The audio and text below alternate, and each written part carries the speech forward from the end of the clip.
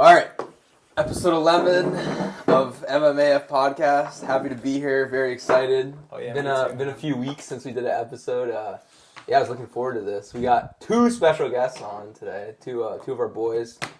We got my boy Jorge to my left. Jorge Ruiz. Yeah, hey guys. Introduce yourself. Hey, my name is Jorge Ruiz.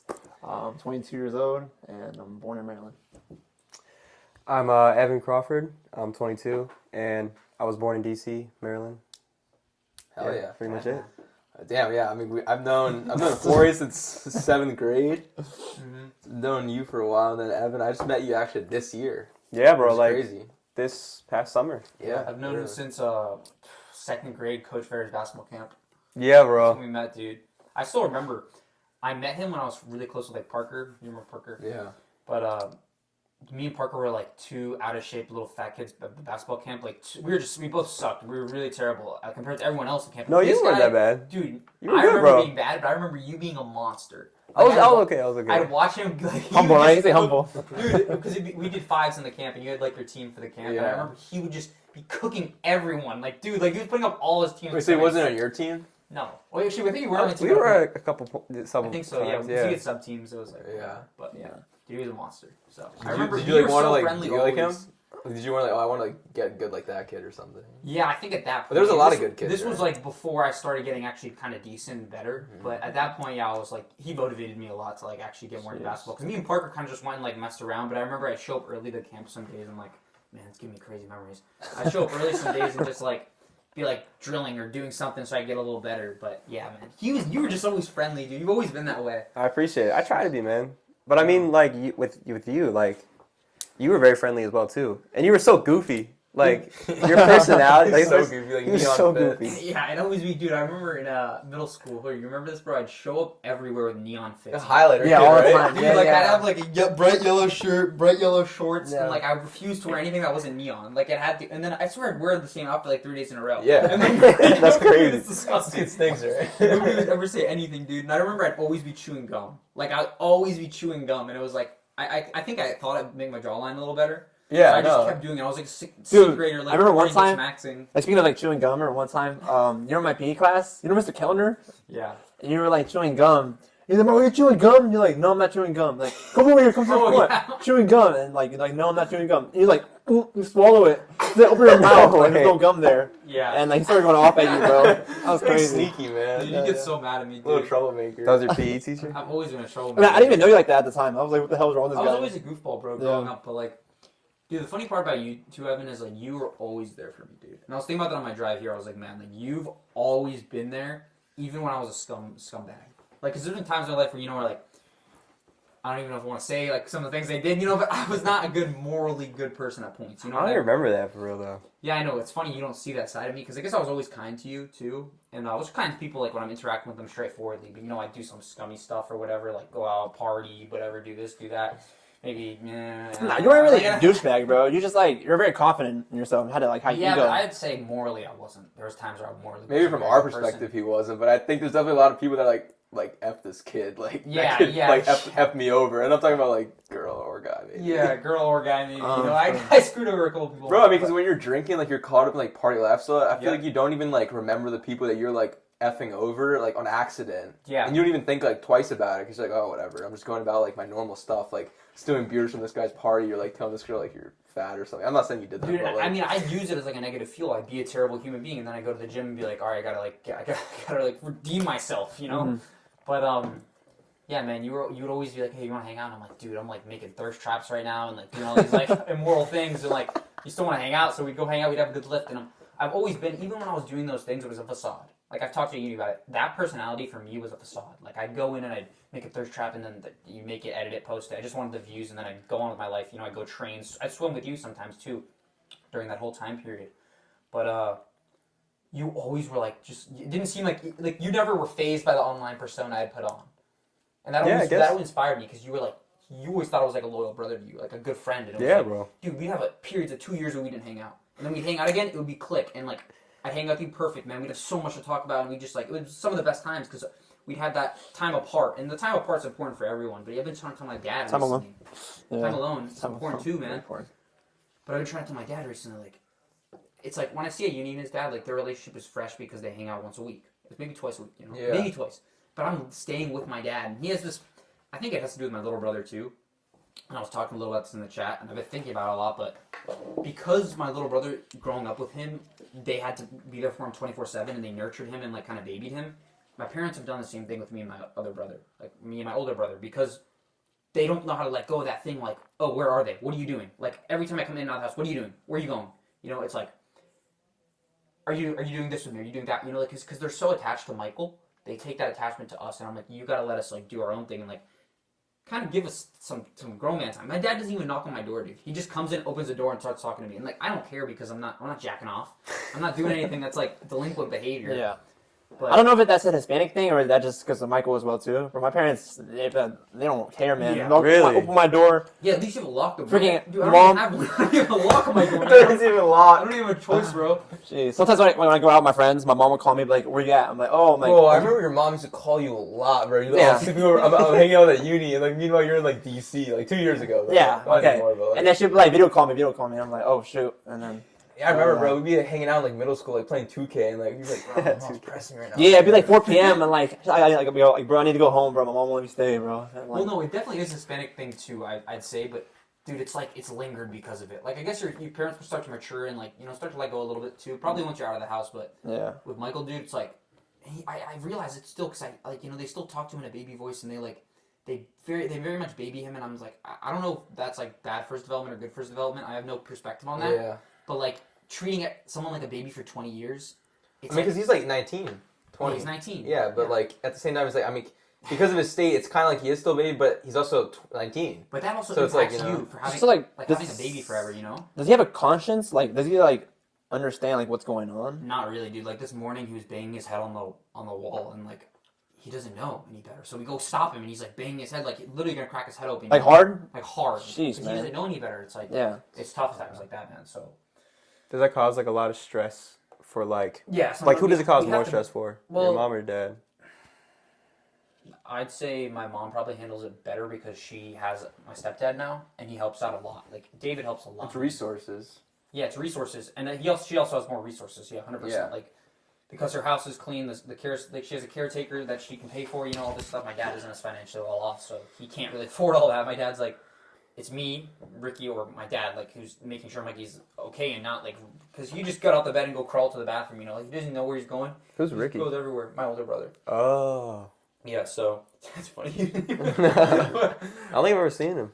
Yeah, well, man, he's like Hawkeye, Mihawk. He's like kind of does his own thing right now. He's in his own phase of his life, man. So Yeah. I don't know. Maybe we'll get Ricky on here one day, bro. Hopefully. It's like Trunks. He's actually, he has like crazy flow, bro. Yeah. He's inspiring me to grow my flow. Like I'm the trying to grow it Poseidon out a flow. little bit, Jeez, man. but yeah, What's he up to?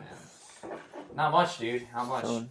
He's just chilling, doing this Nice, man. computer stuff. I don't know what he does much because we don't talk much. So You don't have like a stable relationship with your brother?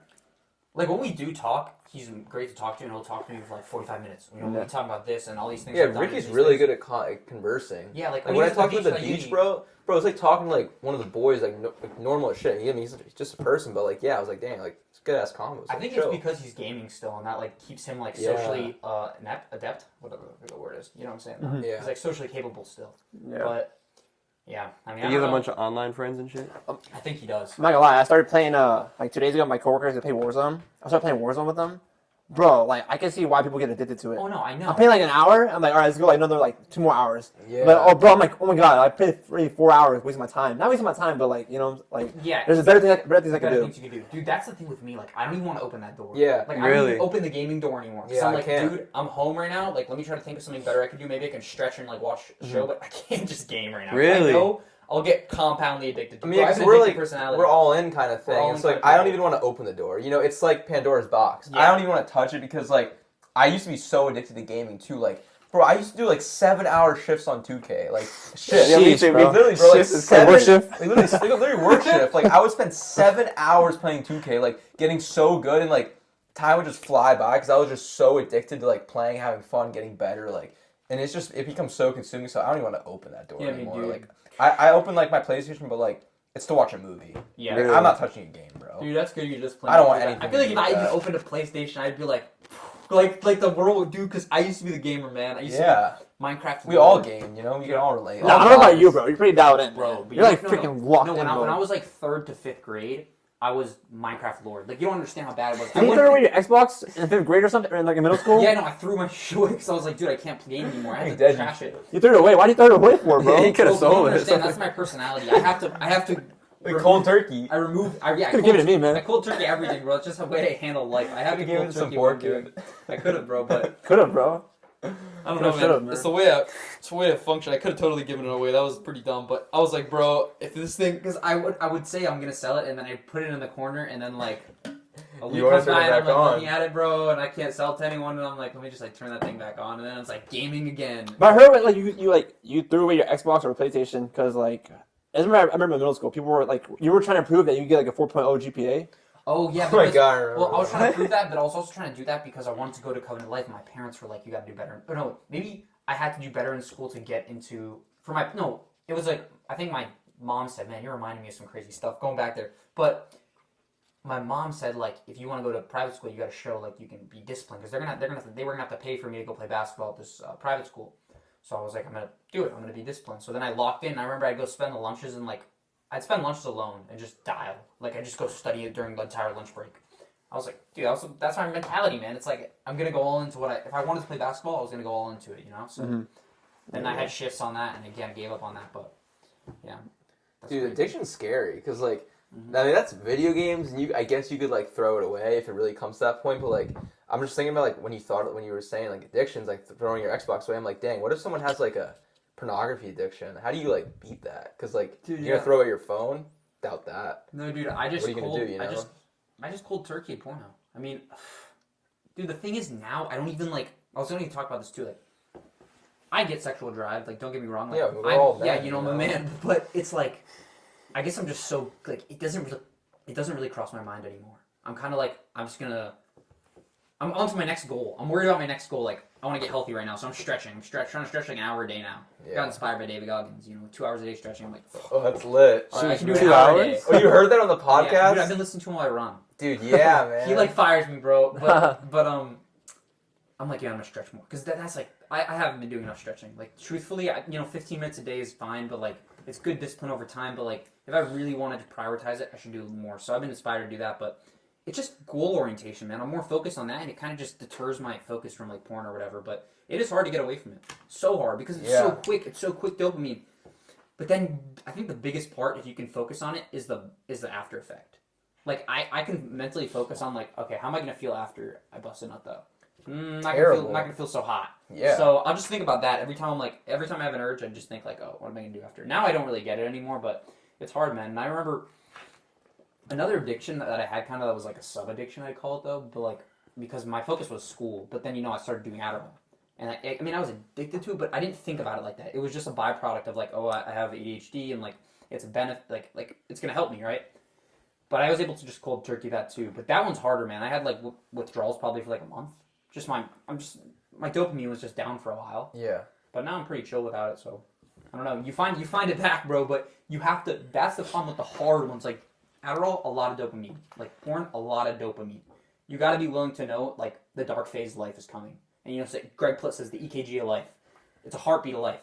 You go up, you go down. When you go up on Adderall, when you go up on porn, or you better know you're gonna go down. You're gonna go down That's for like true. a month, man. You're gonna go. Insane. But then after that, you start to your dopamine starts to restabilize, and you can actually enjoy life again. You just gotta kind of grit your teeth for a month. Yeah, And a lot man. of people can't do that. There's things in life that I think it kind of becomes like normalized to be addicted to, maybe because like the social circle you're a part of, like the activities you're doing in life. So like if you're so dialed in like med school, it kind of becomes normal to be on Adderall. Yeah. Or if you're in the finance world, these guys are like shredding Adderall like it's no tomorrow, Mhm. like on Wall Street, like a bunch of stimulant drugs because they're in this environment that it becomes normal. It's like things in the world become normal when you're surrounded by the things in the world that you're doing. So like you're a, I don't know, like 20-year-old guy. Oh, you think it's okay to go masturbate because you have high testosterone. I need to go release it. I need to go watch this. It's normal. It's normal, because that's the you're surrounded by people that are they're saying the same thing. Oh, it's fine, dude. You're young. You need to go release that.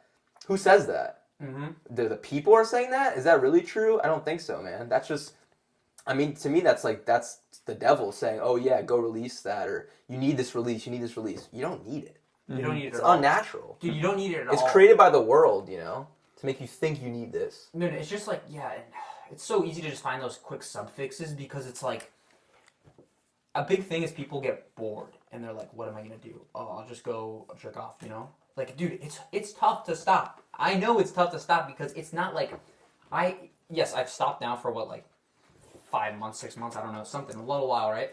But I had so many times before that where I stopped and then I failed and came back to it for a month and then I stopped. I probably had years of this, and you had years of this too. So I remember our conversation would be like, we'd always be motivating each other to be like, bro, you gotta stop jerking. And then I'd be like, and then like one day it would just be like, dude, I failed, and like you wouldn't directly tell me like the day of. This is the way I think a lot of people handle things too. You don't usually tell someone you failed something until you've overcome it again. Yeah. So you'll fail and then you'll wait like 2 weeks and be like, dude, I failed 2 weeks ago. Yeah. Because That's like, how it is, you gotta fight a lot of battles on Yeah, your because own. sometimes I'm so ashamed. Like some people can be so ashamed, you don't even want to bring it up. Yeah.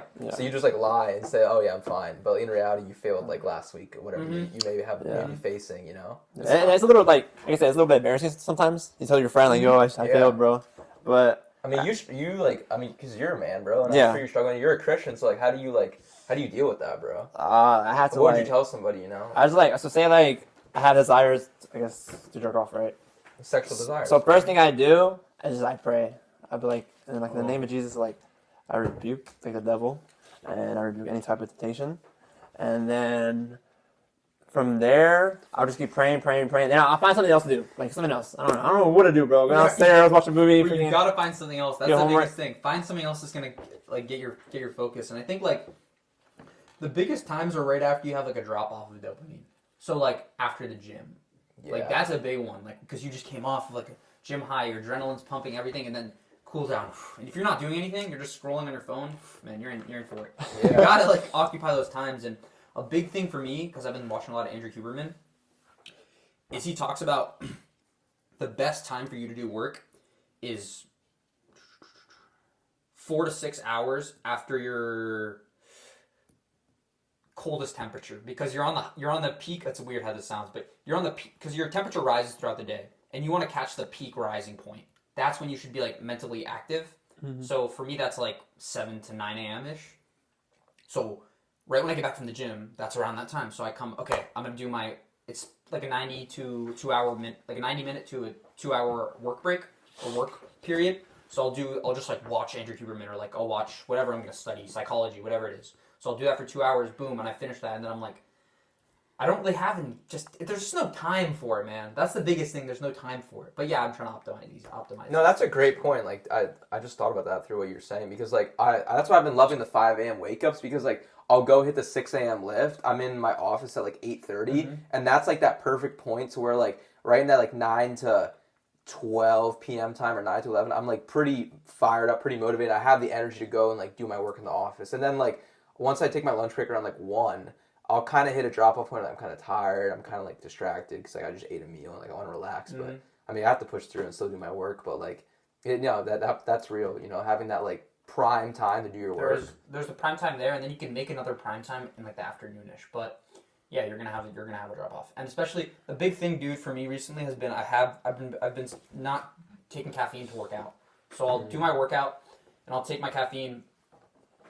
No, it's big, very, very complicated the way the biochemistry of it works, but if you take your caffeine immediately, your body's supposed to naturally produce cortisol for the first 90 minutes to 2 hours you're awake, and that stops your adenosine, which is what causes you, it's the molecule that causes you to be sleepy. Mm-hmm. That decreases over the first 2 hours of being awake, and your cortisol naturally rises. But if you just take caffeine, your natural cortisol rise doesn't happen anymore.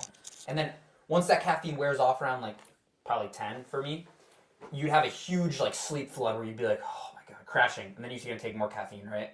So that's why I'll try to wait. So then my natural cortisol rise comes, and then after that I'll take my caffeine so I get a clear run through, and my adenosine is able to decrease. But yeah, it's kind of complicated, and I don't know if anyone who listens to this will ever understand what I'm saying, but it's cool biochemistry. that's real science stuff. Yeah, I heard that's the nitty gritty. You know? I heard that you're not supposed to take caffeine right when you wake up. At least wait like 2 hours. Like I said, there's like a window you need to wait. So I wonder then, because like I'm up at 5, and like I'll take my caffeine at like 5:50, because that's basically like right when I'm about to get to the gym. That's what I did too. And I take my pre. I'd say just be wary as work goes on, and like if you're able to start playing, like waiting a little, do it. But I'm not saying that's only if you're gonna, because I feel like what happens with a lot of people who go into work or go into like, for me, school, whatever it is, but you will eventually have a point where your caffeine intake increases a lot, and you're like, fuck, bro, I gotta like actually watch with this. I'm not gonna lie, I'm already at like pre in the morning, and I'm doing a coffee at like 1. So I don't know if I don't feel like it's too much, because like I've heard guys that are like fine doing like 600. In reality, I'm probably doing like 300 a day. That's not bad. Which I think is fine. That's not too still. bad. That's fine. That's But fine. I will never go past pre in a coffee. That's like a rule like to myself. Like I'll never go past that, because that's too much. And I just say play with, if anything, if it ever gets worse, just play with the timing, and then you'll be fine. So yeah. Did you guys start drinking like caffeine because you felt like you needed it, or feel like everyone else is doing it? Like, do you really think like you needed it before you took it? That makes sense. I've thought about that myself, and like I don't think I need it, but at the same time I feel like I want / need it. I don't know. It's because I want to feel like I'm gonna be more dialed because I just drank this coffee, but in reality I'd probably be okay. Mm-hmm. But then I'm thinking about like I want it. The main reason I honestly drink the coffee too is because I'm gonna go run after work, and so I feel like it's gonna help me have more energy for that run. But I don't know, maybe I'd be okay. It is though, right? Isn't it scientifically proven that caffeine is gonna help you even like, I guess, work harder? Yeah, energy. Yeah. You know, it does help with alertness, but the effects decrease. I mean, over time. So don't you build a tolerance? You do build a tolerance. That's why it's important to take breaks and mess with the timing and stuff too, and like have days off from it. But this is like actually a funny perspective I have on that. Like, I don't think I need it at all, because the first like 2-3 years of lifting, I didn't take caffeine. Like, I take it when my friends had it, but I never took it myself, because I always had this in my head, and I'd always tell Danielle this. I remember telling him, like, and I'd tell Ash, I'd be like, I don't need it now. There's going to come a time in my life where I'm going to need it. Yeah. Like, in school. Like, I'd be like, if I go to college, I'm going to need caffeine. So I never took it those first 3 years, and I was always fine. I always remember myself saying that, like, there's going to come a time when you need it, but now you don't truly need it. So definitely don't, but see, sometimes I like to take it if I'm going to, like, because I go in the market. So I'll do my trading. Before I do that work window, I usually trade for, like, 30 minutes to 2 hours. And then after that, or no, I'll take it before that. So then I do, that's my work window basically. That's the time where I'm going to get to work. But that's kind of when I take it. It's like for training for me, man, I'm pretty motivated on my own most of the time. If I'm having a terrible day, now even then, like even recently, because some of my days have been awful and I just didn't take it. And I was like, no, it's fine. But you get a natural cortisol rise. The first like 5 a.m., man, the first like, because I've adjusted to the schedule, my circadian rhythm and all that, like the first 2 hours, my body's naturally getting energized. I'm a little stressed out. I'm like, fuck, I gotta go do something. I gotta go train or something, So, yeah, I don't think you do need it at all. But what about you? Do you take it like religiously, or how are you with caffeine? I never really tried it. Like I've tried it like maybe once or twice, but I don't really like caffeine. So you don't do any caffeine at all? No. You don't do coffee, Starbucks? No. It makes me like anxious. You do tea? Nah. It makes you anxious? Yeah. It makes me like jittery. Yeah, I had the same thing too. I don't know why. Tea? Nah. Dude, there's a lot of benefits to different kinds of tea, but like Andrew Huberman pushes what's it called? It starts with a Y. Yudge. Let me think about it quickly. Boom, boom, I don't know. But some of these also have like a robot calculator. Dude, I wish I had my phone or something where you had like Jamie, so I could just get like data. But like I need like second plug phone. But yeah, there's some benefits to it, but there's different things you can try too. But I mean, it just depends. Honestly, bro, if you feel like you don't need it, don't take it. Yeah, if you don't need caffeine, because there might come a time in your life when you really do think you need it, and maybe you'll start taking it then. But I mean, right now you're fine. So why? Yeah. And then you told me too. You know that you don't take caffeine, right? No, but I just started. You did zero. I did zero caffeine for like 4-3 months. That's crazy. I did it, and then I hopped back on caffeine like 2 months ago, 2 months and a half. Why? Why? I don't know. I just like I was like, man, put it back in. I get tired a little bit, man. Like, fucking need some energy. Yeah. And I'm like, all right. I go like I look at the Gold Gym. They have like this I forgot what it's called. I don't know. It's like where you sell drinks. I don't know what the thing is called. But yeah, and I'm looking. I'm like, which caffeine should I take? I don't want to take like anything crazy. I see like CBum like freaking 112 milligrams. Those are really good, bro. I'm like, bet, I love those. They're really good. Root beer. I was it's like, only 12 ounces of coffee, but root beer's fire. Yeah, the cola, how you know, bro? Bro, I use those. The cola flavor too. So I hopped on with caffeine 2 months ago. 112 milligrams. Yeah, those are really not chill. every day. Like maybe like I work out like five, six times a week. Probably take it like 3 times. Good, man. But there's so many different things I'd say. Like, base it off of what you just need. Like, where do you feel like you're lacking? Like, for example, like if you're getting for school, I'd say start messing with nootropics. Like nootropics are like certain chemicals like L-theanine that help with like mental clarity and removing brain fog and just making like your study sessions sharper. And I love nootropics now for like if I'm learning or if I'm trading, whatever. Like if I'm gonna do a skill where I want my mind fresh or I'm talking, like whatever I'm doing, man. If it's like something, if I know like I'm gonna go to the gym and I want to have a good day where I'm gonna talk and like make content that's that kind of stuff and be mentally there, I'll do like Neurogum. I was about to say neurogum. It's not like neurogum. Yeah, I was thinking the same thing. Yeah. Bro, we were thinking the same thing, bro. No, he's into neurogum. I'm into neurogum, bro. I love that. You stuff. should try it, So, maybe. I mess with it. Neurogum? Yeah. Where do you even get it? I ordered it on Amazon. He knows On about Amazon. it. Dude, yeah, it's good. You should try it. I mean, save it for your study sessions, though. And say you Really? like it. But Yeah, I yeah, bet. I'll try it. Because, I mean, I'm not going to say you need it for school, but maybe you could become a more effective student if you started taking it. if you start getting brain fog, I'd say that's the time to start. If you have any trouble studying or like There should staying be, like, up, then maybe it statistics. could help Dude, you. none of you guys have ever dealt with brain fog, because that No, for me yeah, I have. has always been something that's like hindered me and like the Brain fog level, like you can't like think correctly, or like, like you yeah, just, what do you mean can't by- like you could show me a piece of information, I'd look at it and literally just straight through my head, and I'm like, all right, bro, let me look at it again. I look at it like 2-3 more times in a row, and I'm like, this literally isn't going. Yeah, through my dude, head. that Like where you was just me in read it a school, man. bunch Yeah, of fucking yeah. times, and you're just like, what the Dude, what the fuck? I'm not Yeah, reading yeah. it. Yeah, that always would happen to me in school, bro. Yeah. it's so funny. Like I was reading, like I saw like a video of Andrew Tate. He's like, people say they have ADHD and stuff. He's like, if I point a gun at you and I tell you to read this book or I'm gonna shoot you, you have to read this book and explain everything, like what the book was like talking about. And then if you don't, I'm gonna shoot you. What are you gonna do? You're gonna say you have ADHD and you can't read the book? Well, no, seen I'd that. say you can still read it sometimes, but that actually might overwhelm you because you're just like you put too much pressure on yourself, and you're like, oh, I'm trying to read it. But I see the point. And like, I don't think I'd read, dude. I think if you did it to me, if you pointed a gun on my head and told me to read an article, I wouldn't remember one thing from Bro, I it. start shaking my ass off and like drop the book on the floor. Because I know a lot of people can do this thing where you psych yourself out mentally. Like I'll read something and I'll psych myself out. I'll be like, I'll tell myself, maybe you're an idiot, Marco. Maybe you're not stupid. I don't even know. I go into these weird brain zones, but I'll be like, I'll literally psych myself out mentally, and then I won't absorb a piece of information because I'm like, you're overthinking it. Relax. Chill the fuck out. Yeah. And then you get... That's very good if you self-talk to yourself, though. Like you say it out loud to yourself. Yeah. I mean, I think I also dealt with brain fog because after taking Adderall for a while, I got that, like, brain drop-off, I'd say. I just wasn't as wired when I'd go to... My alertness wasn't as high. How much did it help you? Like, did it help you a lot, or did you feel like... Well, either way, I think it was just willpower. Because I realized, too, a lot of the time, Adderall wears off. Like, there's only such a working window for it, but I'd be studying beyond that. Like, let's say I took enough that was going to be, like, 4 hours. Because one of mine was, like, a 4-hour tab. Mm-hmm. Bruh, there'd be times where I'd study 14 hours on it. Really? So, like, Sheesh, man. it would get me in the Goddamn. rhythm, but then the rest is just willpower. Like, I remember I'd tell myself, like, get to it. Like, get to it. And then, like, I start writing, and I'm like... I'd always have thoughts of like, man, maybe I should give up right now. Like, I should just like grab my phone and go do something.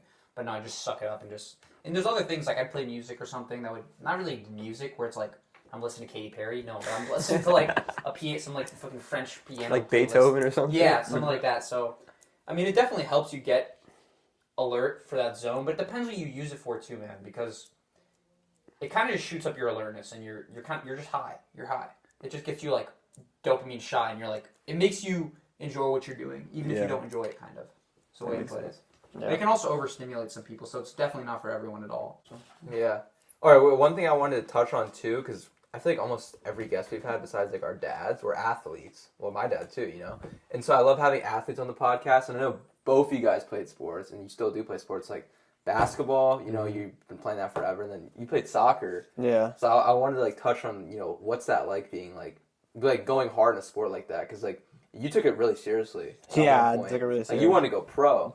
And, like, maybe Yeah. you want to go pro, too. I don't know what your dreams were with it. I never asked you about that. But, like, I mean, yeah, talk about that. Like, you want to go first? Like, what's your experience like with basketball? Yeah, so I basically got into it because one of my best friends, he loved basketball. So I was like, fuck it, I guess. Because I used to play soccer as well. Oh, nice. So I basically just committed to that. I wasn't very good, like, growing up. This was around, like, 4th grade. I don't know, man. You said you're pretty good, bro. No, I mean... Marco, he's pretty good back then, too. No, like... Not well, at this point. I was like second. So was this like 3rd grade? Dude, Oh. I was not good at that point. I guess that was the first time I realized, okay, like, there's levels to, like... Because you probably felt the same way, too. Like, you know, course. you're training really hard. Always someone better, man. Yeah, there's always that other guy, man. Exactly. Always that hero. So that's really what shaped like my relationship with basketball, because I still love it to this day, but like realizing like there's levels to this. Like I'm not very tall. Like I'm like 5'10", 5'11", whatever. I don't know. 6 foot, right? Yeah. But yeah, like realizing like because I went to the Heights for a little bit, Yeah. and I played in the best conference in the country. So, and the thing is, we weren't very good. So we're playing up against guys who are like, going to be in the NBA. Yeah, they're going to the league. Like future NBA players. Like they're going D1. They're going to play college. Right, yeah. So we're playing guys, like I'm, again, 5'10", 5'11". I'm guarding someone who's 6'6", with like a 40-inch vertical. Jeez. That's fucked. And then I'm trying to guard him, and then I have to like score on him. It's a lot of like pressure, right? And then I realized, okay, like, am I really going to go far with this, right? Like, if I stick with basketball, right, I'm probably not going to go to the league. And then I know a lot of people who play pro, who like are playing pro right now. They're in their 30s, but they work at like Lifetime. Because I go to Lifetime to play basketball and lift. They work at Lifetime part-time in the off-season, but they're playing pro. Like NBA? Like- No, like overseas. Oh, okay, yeah. Okay. But they're really cocky. They're like, yeah, I play pro, bro. Like, yeah, I could really whoop Yeah, all I feel you like guys. people like take that title and they run with it and they use that shit like so hard. Like, I'm pro, bro. Yeah, it's like, what the fuck does that even mean? Like, and then I look at the games. Because I'm not gonna lie, like, I'm shit at basketball, but like, there's some bum ass pros. Like, just through like playing it a little bit, I've learned that. And, like, listening to podcasts and stuff. Like, there's some guys that suck, but like, oh, I'm pro. You know? Yeah, like it's a spectrum, bro. Yeah. Because like I look at their games and there's like 10 people in the fans, and I'm just like, it's a fucking men's league. It's a European men's league. You know what I mean? And it's just like, do I really want to be Like like? Adam Sandler. Yeah, it's like literally like a certified men's league, and then it's like they work. Like they're 30 and they're working at Lifetime. And I'm not saying that's bad, but I'm just saying like if you're pro, It's like, man, fuck this guy's talking shit. yeah, like Lionel Messi, like is he gonna be working at fucking Lifetime in Humble the off yourself, season? right? Yeah, like so I'm just like, do I really want to be like that?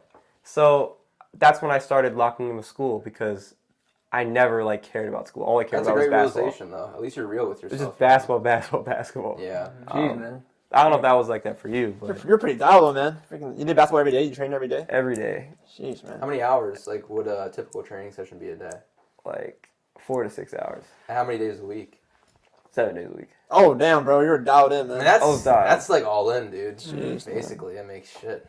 Like I didn't do any homework. I didn't do anything. I just literally just like. But that's when you can get so consumed by it that like it takes away from like your other skills you could be developing in like your prime age. Exactly. Like I just did not give a fuck about school like at all. Like I just did not care. Dude, yeah, your life isn't anywhere else socially. Like, that's like your only thought in your head, basketball. Yeah. Because I was in that phase too.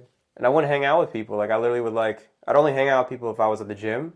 But like I pushed away my friends, not in a negative way, but they'd always be like, "Yo, come out, let's do this." That's why I never really partied or drank or anything because I was just so locked in with that. I'm like, I can't be drinking, I can't be doing drugs, I can't do any of that shit. Like I gotta just, you know what I mean? Mm-hmm. But You couldn't play college. Like, did you get any like scouts or anything? so I got some looks at the Heights, right? But then our team was so bad, we would lose games by like fucking 70, bro. Oh, damn, They're bro. playing DeMatha. It's like a rec league. Yeah. Bro, it was bad. Like, cause we're playing like really good fucking players. So then I transferred to Magruder, and then when I transferred to Magruder, I got injured. So I hurt my back. That's the first time I hurt my back. It wasn't as bad as the most recent injury, like of a fucking Herniated disc. yeah, herniated disc, but it was pretty bad. And then I got in my head a lot. I was like, oh, fuck, I'm not good. And then even though I was practicing, I don't know if you feel like this, like if you guys ever like were studying, you're studying a lot, but you're like, I don't feel like I know what the fuck Yeah. I'm learning. I don't feel confident in Yeah. this shit. I think all of us definitely know that. Yeah, so like I started playing like shit, like really bad. Like I was playing terrible. And this league is supposed to be easier, so I didn't get a lot of playing time. And then next year I was like, okay, bet, like I'm gonna lock in and really do AAU and all that shit. And then COVID happened. And then I was just like, you know, fuck this. Like, and then I was kind of just like, I didn't know what to do. And then I tried, like I was still training a little bit, but it wasn't, like it felt like I was just doing this for no reason. So I kind of just felt like lost in a sense, and that makes sense. But I still love the game. Like the reason I would train that much is not because I felt like I had to, it's just I wanted to. Yeah. It was just like whatever you like your hobbies. Like you like to play 2K a lot. I like to play Yeah, 2K back a lot then, too. yeah. I just Sorry, because now. I wanted to. So like I don't know, but I do love the game though. Like I ended up I would train at this place called Pat the Rock. Yeah. It was really About the cool. Rock, yeah. It was really cool.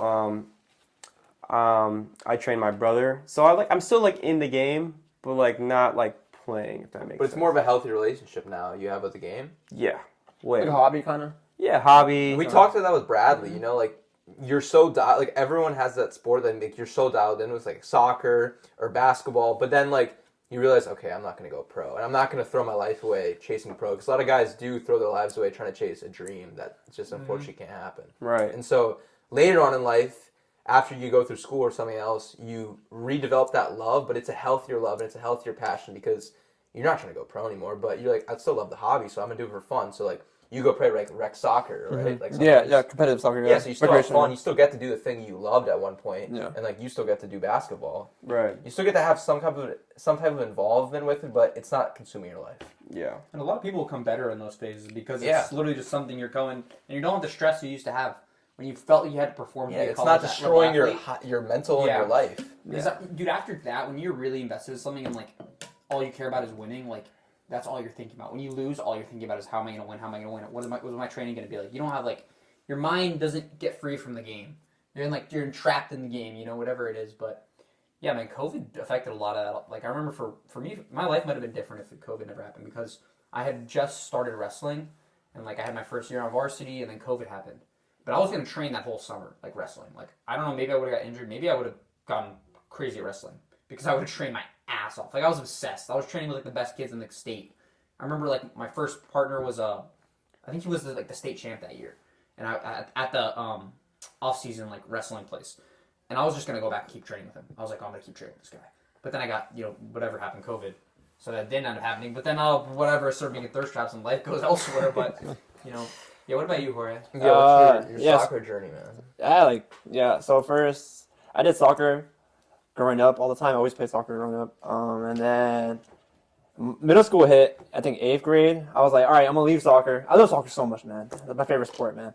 So I'm like, all right, I'm going to leave soccer. I want to do some boxing. So I was like, all right, I'm going to leave soccer for a little bit and do some boxing. I left soccer because, I don't know, I never thought I was that good. So I was like, oh, man, like I'm not that good at soccer, so let me try something else. So I did boxing. For 2 years. And you went hard, bro. Like you had a fight. Yeah, really? People can say that. Some bro. EPO shit, bro. And dude, the guy you fought is Ash. Really? Yeah. It was insane. It was like I was lore, by 14 the though. way. We were 14 years old. That's yeah. crazy lore, you know. Bro, I remember Yeah. that though. It's so random. Fight. Yeah, Bro, they're who won, cheering bro? for Yeah. you, and then like his friends were there. I won. Oh, okay. Yeah, I was like 14 years old. I told my mom, 13, 14. I was like, Mom, I want to do boxing. She's like, well, how much does it cost? I'm like, it's like $120 a month. And then my mom just being my mom. She's like, okay, I got you. It's cheaper than soccer. She's like, I'll pay for your membership, but you gotta find your way there. I was like, what? She's like, you gotta find your way. I mean, it's practice like Monday, Wednesday, Friday, and Saturday. Dude. And I'm like, bro, God. what? And then the practice at 7 p.m. I'm like 13 years old. And I'm like, all right, man, shoot. She's like, I'll drop you off, find your way back. Practice ends at like 10:30. And it's like Rockville, like, freaking, like, the bus, and sometimes it's a little scary over there, bro. So I'll go to practice and then take the bus back. Take 2 buses. The bus from my house to Walter Johnson to Rockville, and back and forth, yeah.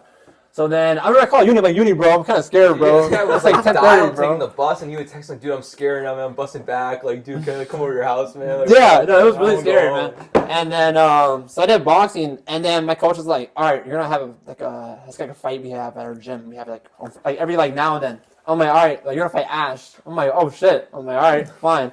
And then me, as being like a 14-year-old kid, I was like, oh man, I need to freaking win this fight, man. I'm gonna fight my whole family. Like, it's Dude, called yeah. fight night. That's what it's called. Like, We got fight really night. into it. Like, we thought we were like actually like EPO, like Yeah. some EPO shit. Yeah, I thought I was like freaking like I don't know, like freaking Mike Tyson. Like I need to train for this fucking fight, man. Dude, the story tell us a story about how I used to help you, Bro, and prepare. I'll have insane. So like the days I don't have practice, I'll call uni. I'm like, uni, bro, like me and uni go to the park and like let's like homie let's Stratton Park, bro. let's practice. I'm like, all right, uni. What I want you to do is try to punch me however like hard as you want and like however fast. I'm gonna just try to like slip that shit like this.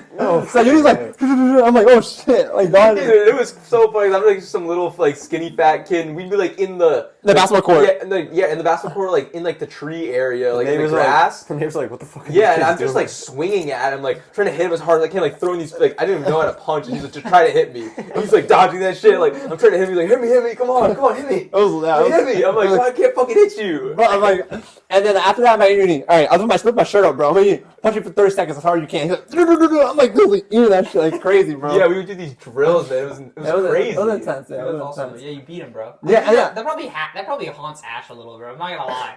No, gotta, bro, we're little kids, A man. little bit. I don't know, man. Only fight you ever had. Well, I guess he's now. I think were you there or no? Fucking hell. You don't give a fuck now. Fuck, I invited you. I invited like 5 other people, man. Yeah, My Billy, family was there, I bro. remember hearing about it like immediately from my uni. Billy was there. I think Yeah. Parker. Oh, maybe. Billy! Oh my God! Yeah, Parker went. Parker went too. I Yeah, think. yeah. It was so ironic, man. It was really fun though. The boxing was a humbling experience, man. Very disciplined, bro. And Ash was good too, man. He's always been like just at. Oh, Ash He was was fast. bro. He was naturally good, bro. The coach, Yeah. the coach would be like favorite him, bro. Like, I this saw guy- that kid's Dude, gifted at like. bro, they call him everything. Flash. At the boxing place, they call him Flash. That's how good he was, man. Motherfucker was Jeez. good. Dude, he's naturally good at everything. I remember Yeah, like, I one day he's like, swear. I'm gonna learn to do a backflip today. I'm like, all right, bro. What does that mean? He just learns how to do a backflip in like 15 minutes. Like actually one of those people, you know, like just learns how to do something so fast, and you're like, Yeah. man, he could have been everything in life, you know, fitness, whatever it was. But Ash was always good. I'd always grab his ass to go train and be like, Ash, you gotta go to the gym with me, man. Yeah, he was talented, bro. We would do like before boxing, we had to like run like maybe like three miles and be like a whole group. He'll always be the first one, man. Fuck, I'd be like Dude, third or fourth. he's always been fast. Yeah. Too, man. Yeah, it was really good, man. I wonder what he's doing now for physical shape. Because I remember we talk every once in a while, and he'll be like, "Yeah, man, I'm like," because you know he's doing his YouTube and all his social media stuff, and he's like, "Yeah, I'm trying to like get in shape," and he'll like go to the gym for a bit, and then like give up on it, and then like go back, and then like. Go Yeah, back. I'll see his And I stuff. see you can see it on his story sometimes Yeah. too. But I'm like, yeah, I wonder what he's doing. I haven't talked to him in a bit, so. Well, yeah, but like I remember like you had the fight, and then like we're in the car, and like your mom's like church friend was in the car, and she's like, "Jorge, you're like you're serious? You want to do this, right? Like you just want like you're gonna have to go all the way now." You're like, "Oh, fuck." I'm like, "Yeah, I guess." And she's like, "All right, well, God's gonna like choose you for this." And you're like, Oh, I remember that. You're Yes, like, yeah. Fuck, man. Really?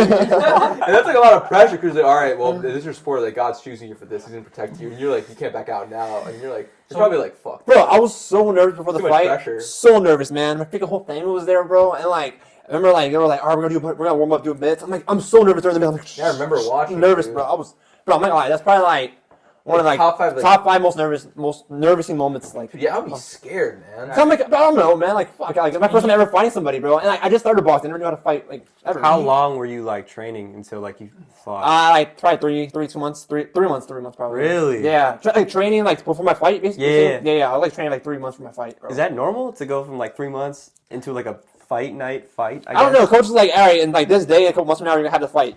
You're fighting this guy. I'm like, all right, fuck. All right, bet. That was 3 months total boxing you've done at all. No. boxed like a I year. boxed like a year. Okay. And then a year, Oh, sorry, okay, yeah, I okay. misread your question. I thought that A was year the in. same thing. Then the coach was like, yeah, 3 months to like I was train. like 3 for months fight. is crazy. No, Just that's threw you in a intense. I fight? wasn't that good, bro. I was like, But that's yo. the thing. You over, like you don't know how nervous you're gonna be for the event of something. So you'll invite all these people to go do it, and like I remember even. No, I don't invite nobody, bro. My mom was like, you have to invite your whole family. She's like, you invite everybody, man. Why did- I want to invite my boys, yeah, Yeah. obviously. That's what I'm saying. You invite all the boys, like that's crazy. I have a big family, bro, so like, they all pulled up. And They're just, all like, there cheering. yeah, it was, How many people do you think were there? I don't know, bro. Probably, There's a lot of people because there's other fights too. Yeah, there's other man. fights there, yeah. I was nervous for you, but dude, I can't even imagine being in that ring. yeah. It's scary, man. When you got into it, were you the nerves kind of disappeared, though, right? When you started fighting, You did you're it all, like, focused on black the out? fight now, right? Yeah, I was like, I don't know, I was like more intense, bro. I was like, all right, I'm not nervous no more, man. After the first round, I was like, all right, I'm I not remember you were nervous. throwing crazy hands too, like, I like was that. You were going hard. Yeah, man, I don't know. It was so funny though, because I literally forgot like mostly everything I learned Yeah, it's- in that fight. Like everything I learned, I just forgot everything. I was just like finding like freaking like I don't know, like I Yeah, literally man. started like the first week. That's how it was like in the jiu-jitsu tournament. That's what I was gonna say too, dude. Yeah, for jiu-jitsu, like, I remember I invited him and Goops to come to my like first blue belt Oh tournament, yeah. and when they came to that, I remember specifically.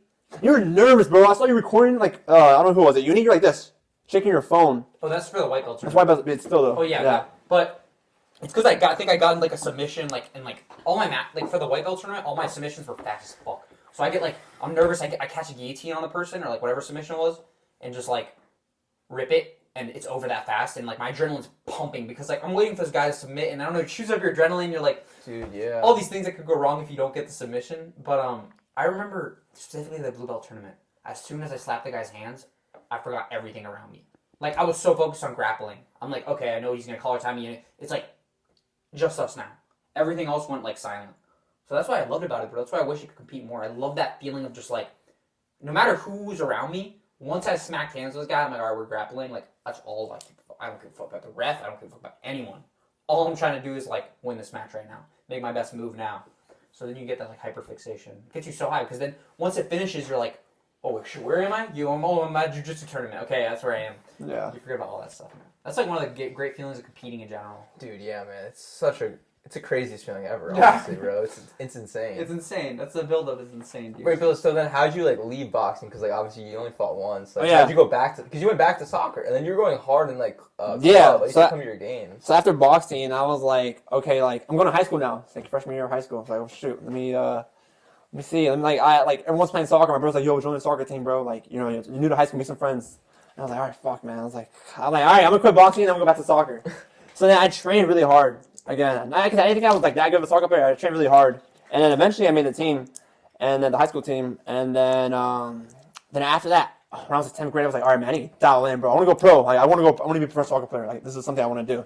So I'm training, but then I'm like, think about it. Like, I'm training, but my self-esteem is like fluctuating up and down. Yeah, I pay for a club team. We go to like to VA, so like I could get scouted. There's a bunch of scouts there, you know what I'm saying? It's like showcases.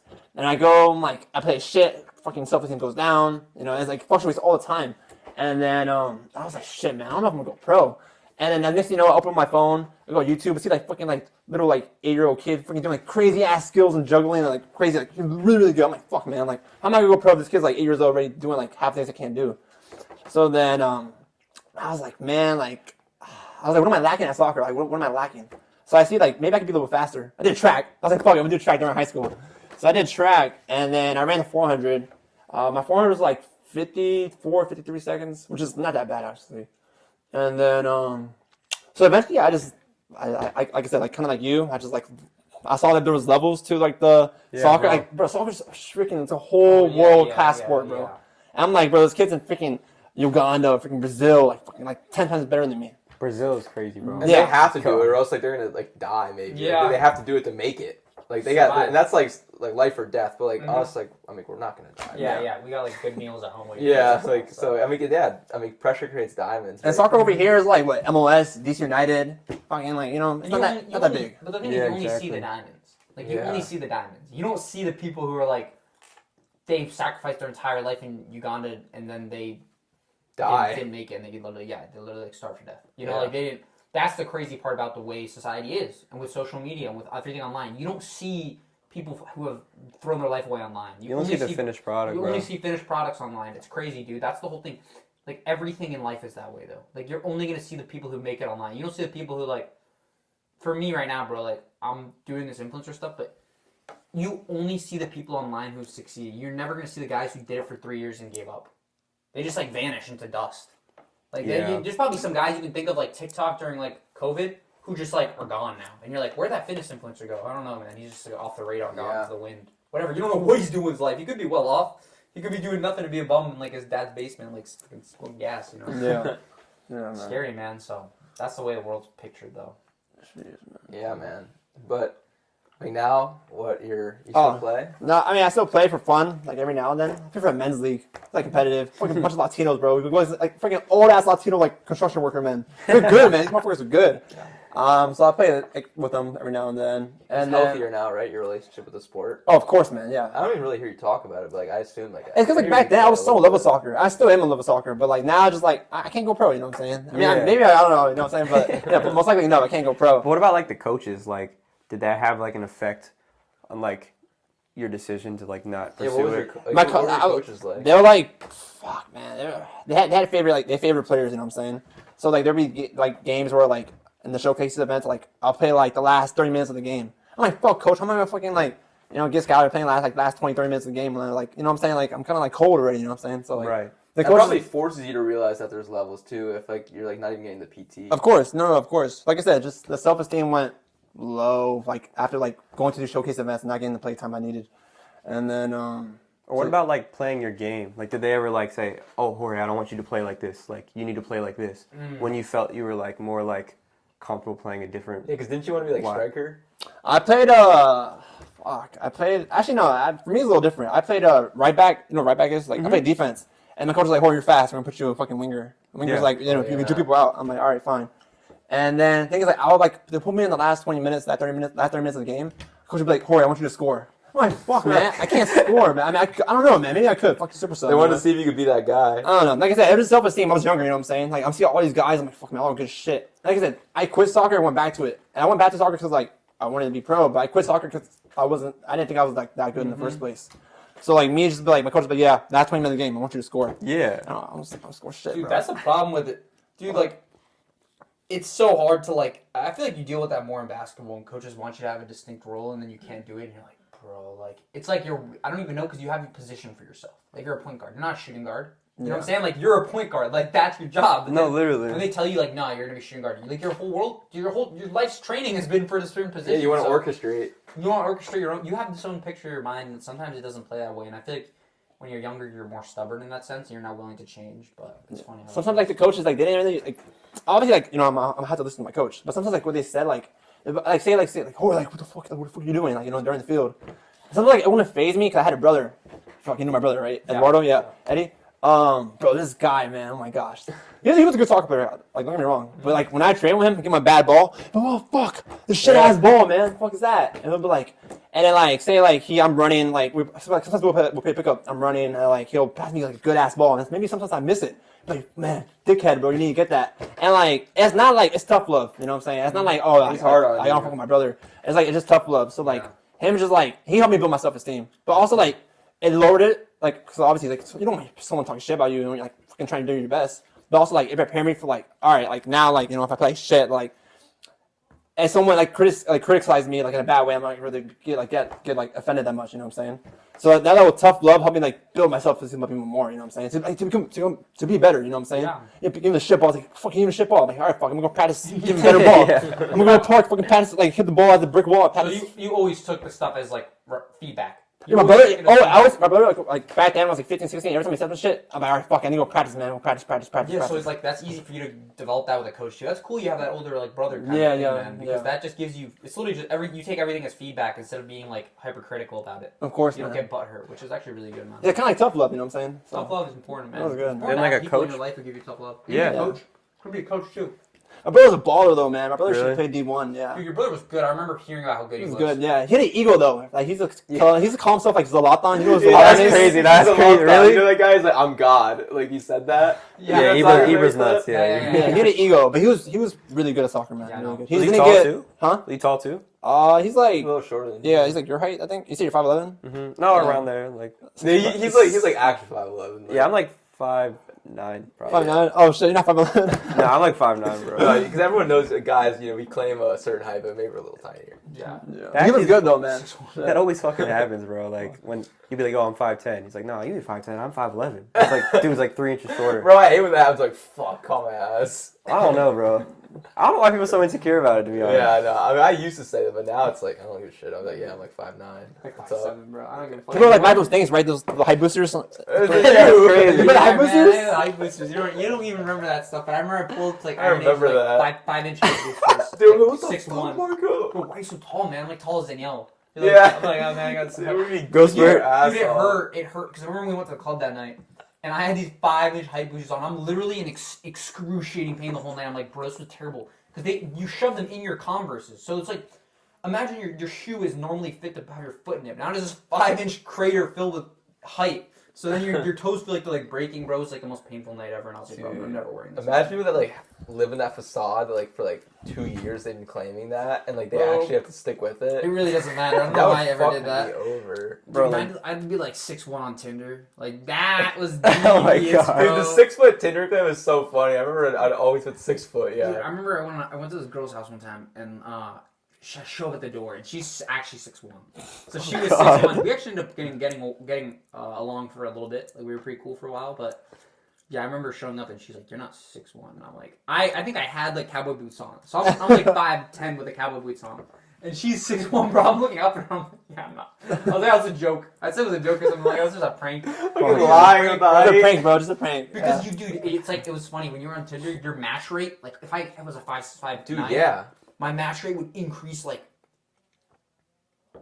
unbelievably, bro. It's like Statistics, the man. next day I'd get so many more matches when I say I'm 6'1", so I'd be like, whatever. I just go to the girl house and say it's a joke. But a lot of girls didn't handle that well. Yeah. So that's why Seriously. you got a bad perspective. I got a bad perspective in a couple people's eyes, you know. Dude, yeah, even me too. I remember I would always claim the 6 foot and then like I'd beat them and then be like, are you really 6 foot? I'm like, no, I'm not actually 6 foot. Dude. You're like, are you really 6 Just foot? gaslight Because I'm like a them. little taller than you, so maybe I could get away from it. Yeah, yeah. I'm like, no. I'm like, yeah. What do you mean I'm just 6 foot? Like with shoes on, and they're like, oh, okay. No, I think I did that a couple times too, where I'd actually just like bluff it. I feel like if you're skinnier, it makes They're you not gonna say taller. anything.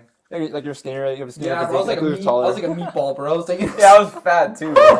6'1" my ass. What are you talking about? Yeah, but it's not that deep. You like, there's no reason to lie about height, bro. That's like the funniest thing ever. But I was also gonna ask you, like, I feel like I've always had a problem with this. Like, how do you guys enjoy sports after you're not doing them anymore? Like, I have to be doing it. Like, I feel like you do basketball and you do soccer, so you can still enjoy it. Yeah. But like, if you weren't doing it all, you think you could watch it and enjoy it?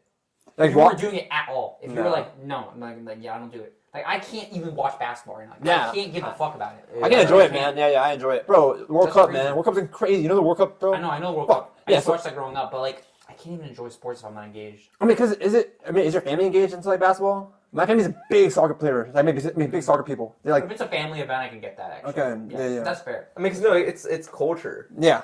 Man, if you're Hispanic, like usually the culture is soccer. You know, or if you're maybe like, It was growing if up you're for black, me. then maybe it's basketball. You know, that's your raised, but like that's, you know, Yeah. that's Yeah. what happens. You My know? grandma would call me, be like, hey, Culture. my grandma would call me, be like, hey, there's an Ecuadorian game, like, fucking next week. Come over our house. I'm like, all right, come over to the house. The whole family goes over to the house, watch the Ecuadorian My game. family had that same thing growing Yeah, up. like, it's like the white family. They all gather around watching baseball. I'm like, bro, how the fuck are you watching Baseball is so right boring now? to Like, me. Okay, I don't know about that. I'm like, bro, Fuck. this is the most boring thing ever. And these guys are like, dude, baseball, let's go. I'm like, bro, Yeah, like, but I'd rather die. I remember when my ex-girlfriend did softball, I was engaged because she did it. Yeah, like, you had I would something. like to watch it. Like it would kind of be hype for me, but you know, like when I'm watching her play, or like even just watching like games with her, I was like more engaged because there's some value to it in my life, like that cultural, I guess. Yeah. It's funny to think about that because now I can't really watch anything. Really? Like- Really? I mean, I like UFC. Don't get me wrong, but like I'm not really because I'm not doing jiu-jitsu anymore. Like I couldn't turn it on like I used to. Interesting. Like when Yeah, I was yeah. doing jiu-jitsu and I was really engaged in jiu-jitsu, I loved watching UFC. Mhm. I'd be like, oh yeah, it's a UFC fight. Let's we're at the Yeah. bar. I don't give a fuck with the bar. I'm gonna watch this UFC fight on my phone with my friend. But now it's like, no, I'm not as interested. Like there's still that bit of jiu-jitsu in me that's left that like I want to return when I get healthy. Yeah. But I know once I return, I'll be back into that stuff again. But right now, it's just like, yeah. Yeah, I mean, because we still get to do jiu-jitsu from time to time. And so Yeah. I think that, we love watching UFC together. Yeah, I like the UFC, man. It's fun. I love watching fighting. Fuck it, man. We go out on the weekends, bro. Fucking Buffalo Wild Wings, watch UFC fight, man. Yeah, there's a like big Hamza, bar, bro. man. Fuck. Yeah, It's good fun. though. Get along with your friends too, man. Just fucking No, just chill. it's not Have a bad. good time. I mean, it's not bad. It's just hard for me. It's like I can feel my interest fading from something when I'm not as engaged in it. That's Yeah. all. Doesn't mean I wouldn't watch it at all. Like I'd rather watch UFC over everything because it's like two guys fighting. To me, that's just so interesting. It's Yeah. like they're both investing their lives, like Yeah. their lives, their brain, their For our, health for our entertainment. for our entertainment. So I was like, bro, you gotta respect them. Gladiators. Like the, I'm yeah. always gonna respect fighters, but like yeah, man. Even now, like if you told me from Conor McGregor from Khabib fight right now in 2 seconds on my phone, I'm into that because it's like two people investing so much. Yeah. There's so much in that. So yeah, I don't know. Yeah, they're big names too, man. People, Yeah. people like to crowd around big names, bro. Yeah. Gas Like that it one up. fight, Charles Oliveira, bro. Dude, yeah. That was insane. There was so many. It was so packed that day, bro. I was like, "Fuck, man! Like, why is it so packed? Can't fucking sit down in peace, watch the fight." I remember when we watched Conor and Khabib like after. That was insane. We went to some restaurant, right? I'm Was never it gonna forget that. No, it was Miller's? Was it Miller's? It was Miller's Ale. Yeah, we all went, right? Fuck, that was like random, bro. Dude, that was What time were we lit. at? I think 58 minutes. Oh, that's chill, man. I don't Flies know. by. Time flies, bro. Bro, that's insane. I feel like fucking 10 minutes. No, literally, actually. Jesus, I'm telling you, bro. 58 minutes. I feel like 10 minutes, I bro. know, right? Yeah. What the fuck is Crazy. going on right Anyway, now? what else do we got to talk about here, bro? Jeez. How's your garment? But no, I want to ask you something, bro. Like, cause like I always did sports in high school, but you weren't really the more like the me and him like best friends, bro. High school. I mean, we're still best friends, bro. Like, Yeah, we're so boy. fucking like me and him were fucking like best friends in high Yeah, we school. were tight, bro. Yeah, cause I live right here, like fucking 5 minutes away, so I see him every day. Yeah, we've been through so many like crazy adventures together. It's insane, bro. Like, Yeah. dude, like going over like our friend Oliver's house, dude, like staying up till like 4 a.m., like ordering like Papa John's pizza and like watching like scary movies and stuff. Yeah, it's like kid dude. shit, bro. Yeah, It's yeah. actually lit, yeah. though. It's like some of the best memories. But bro, let's go to ever. the mall, bro. Walk around, like, you know. Yeah, we'd like, just walk around the around. mall and like we'd have this thing where we'd like walk around the mall and dude, we were kind of bad kids. Like, Just troll people? No, yeah. So like Yeah. we'd walk around and we'd like see how loud we could be like fucking pussy, like walking next to a guy and see if they notice us or not. I remember sometimes we'd like walk around the mall and like it'd be like my turn because like Jorge just did it, so I like walk past this guy like fucking bitch, like looking him in the eyes and see if No, he that's notices. insane, bro. I don't know about that. It's so That's stupid. crazy. Like we're actually fucking what is it, like crash outs, You're bro. looking to Like, die. public enemy number one. Like Yeah. one time the guy's like looked at me like the fuck you say? I look at Jorge like, bro, what's this guy talking about? I didn't Yeah, say yeah. anything. Like, nah, bro, I didn't say anything, bro. Like, what's up, dude? I fucking your fit, by the way. He's like, And like, or we walk around, like, say some stupid shit to some We're girls, so dumb, man. bro. We're so dumb. That's like a rite of passage though for like middle schoolers. Like just go to a random fucking place with your friends and just troll. Do people still do that? Oh Dude, yeah. I was walking around Montgomery Mall with my girlfriend, and like there was this like literally group of middle schoolers reminded me of us, and like they were like up on the ledge of the mall, and they were like yelling at people down below walking, because I think this kid was trying to give something out, and then like he looks at me and my girlfriend's like, "Hey man," and I'm like this to him, okay? He's like, "Fuck you." It's I'm like, definitely a thing, yeah. Yeah, and I just kept walking, and then like I see the kid later on, he's like, I see him like he looks at me, he's like, "Hey man, you didn't take my heart. I was just giving out hearts." I was like, "Oh, sorry." Y'all ever go to Rio at like the weekend, bro? Yeah, it's like Bro, all those kids, fuck that, bro. I'm all going to those weekend, kids, bro. Yeah. Shit, I don't know. Fuck that, bro. I don't want to be near this. I told you about it, right? That's so funny. We went to Rio, and then we went to rock climb. And I told Marco, like right when we were leaving, I'm like, Marco, by the way, like at nighttime here, bro, it gets ghetto, bro. Don't come It here does, ever. bro. I told It's him, actually, yeah. I like it's it. actually fun to nuts. walk around Rio. No, it is. It was but fun, it yeah. does get ghetto, It gets bro. ghetto, right? My Yeah, girl, she bro. likes it. Especially David Buster's, but David Buster's gets pretty ghetto, man. Yeah, it does. There's some ghetto people there. I've been Dave Busters in a What were you while. asking me though? Sports? Oh yeah, I was so I always did sports, and like like the best friend, like two best friends, like one like I guess we were best friends. Like I did sports, and he was really into sports. I was just gaming. He was a and, big like, gamer guy, man. Big yeah. gamer guy, fucking like I don't know, pizza night every fucking weekend, man. Yeah. And then, but now this guy's fucking like jiu-jitsu, fucking like, crazy grappler, and now like maybe not crazy, but like a good grappler. And then we have my freaking crazy runner for sure. So like, where do the like, and then you work out like freaking intense too, man. Yeah. So where that switch come from? Like you just transform to like no sports, just gaming, ripping ass. Dude, I always think about it. It's just like I just hit my prime later on. It's like I was saving up the potential because like a lot of kids hit their prime and like use all the potential in like high school and like they'll go play varsity and then they'll fade off in college. But like I found the love for it and like my passion, like my discipline to be good at sports like later on in life when I was like basically done with high school. So like there's no varsity for me to try out. So I was just doing it for myself, and I think that made me want to do it forever because I was doing it for myself. I wasn't doing it for a team ever. Yeah. And so if you're doing it for yourself, you're going to want to keep doing it for yourself for forever until I die. And so that's why I do it now, and I'm always going to do it. But yeah, I mean, now I'm good because I was able to put my time into these sports on my free time, and I invested my own free time into getting good at these things. And I mean, now that's how I'm good now. And compared to the guys, like, because if I was at this point now, I could definitely be like varsity track, probably like long distance, or maybe like I don't know, wrestling or something like in high school. But I'm just doing it for myself now, and I had that love for it that you guys have like after the fact that you already like realized you're not going to go pro. But I have that love for it now. But it's weird though because I'm like kind of still fresh and new to like the sport, and I love it so much. Sometimes I do still have urges to like want to drop everything and like pursue being an ultra runner or like be a fighter or something like that because like it's still new to me, but like at the same time I have like a job and a life and stuff, so Yeah. I know it's probably not going to happen, but I still love to do it because I mean fuck it, like it's lit. I could still do a race, I could still enter a jiu-jitsu tournament any day of the week, so Yeah. I mean it's good. That's what I'm saying. Just always be ready, bro. Yeah, That's I the want to way- be ready for life. Ready at any bro. moment. That's the way I've like taken it too, man. Like I remember a couple weeks ago, you were like, "Man, like you're gonna run soon or something." I'm like, "Nah, but that being said, like I want to be ready so one day if it's like, oh fuck, I want to do a run this Friday. I'm gonna do a run this Friday. You know, because I'm yeah. like full. I'm ready for life. That's what I'm training for. You know, I'm training to be ready for any endeavor. So Yeah, man, like, and I've thought about it too, like why I do what I do still, and like I've always thought too, like I want dad lore. Like I want to be able to tell my kids that like I don't want to just be like, yeah, I didn't really do any like cool. It's ripped ass, worked. I just worked, and I bought this house for our family, and that's where I'm at. Is this one reason why you do the podcast too? So Yeah, you can like dude. show your kids like.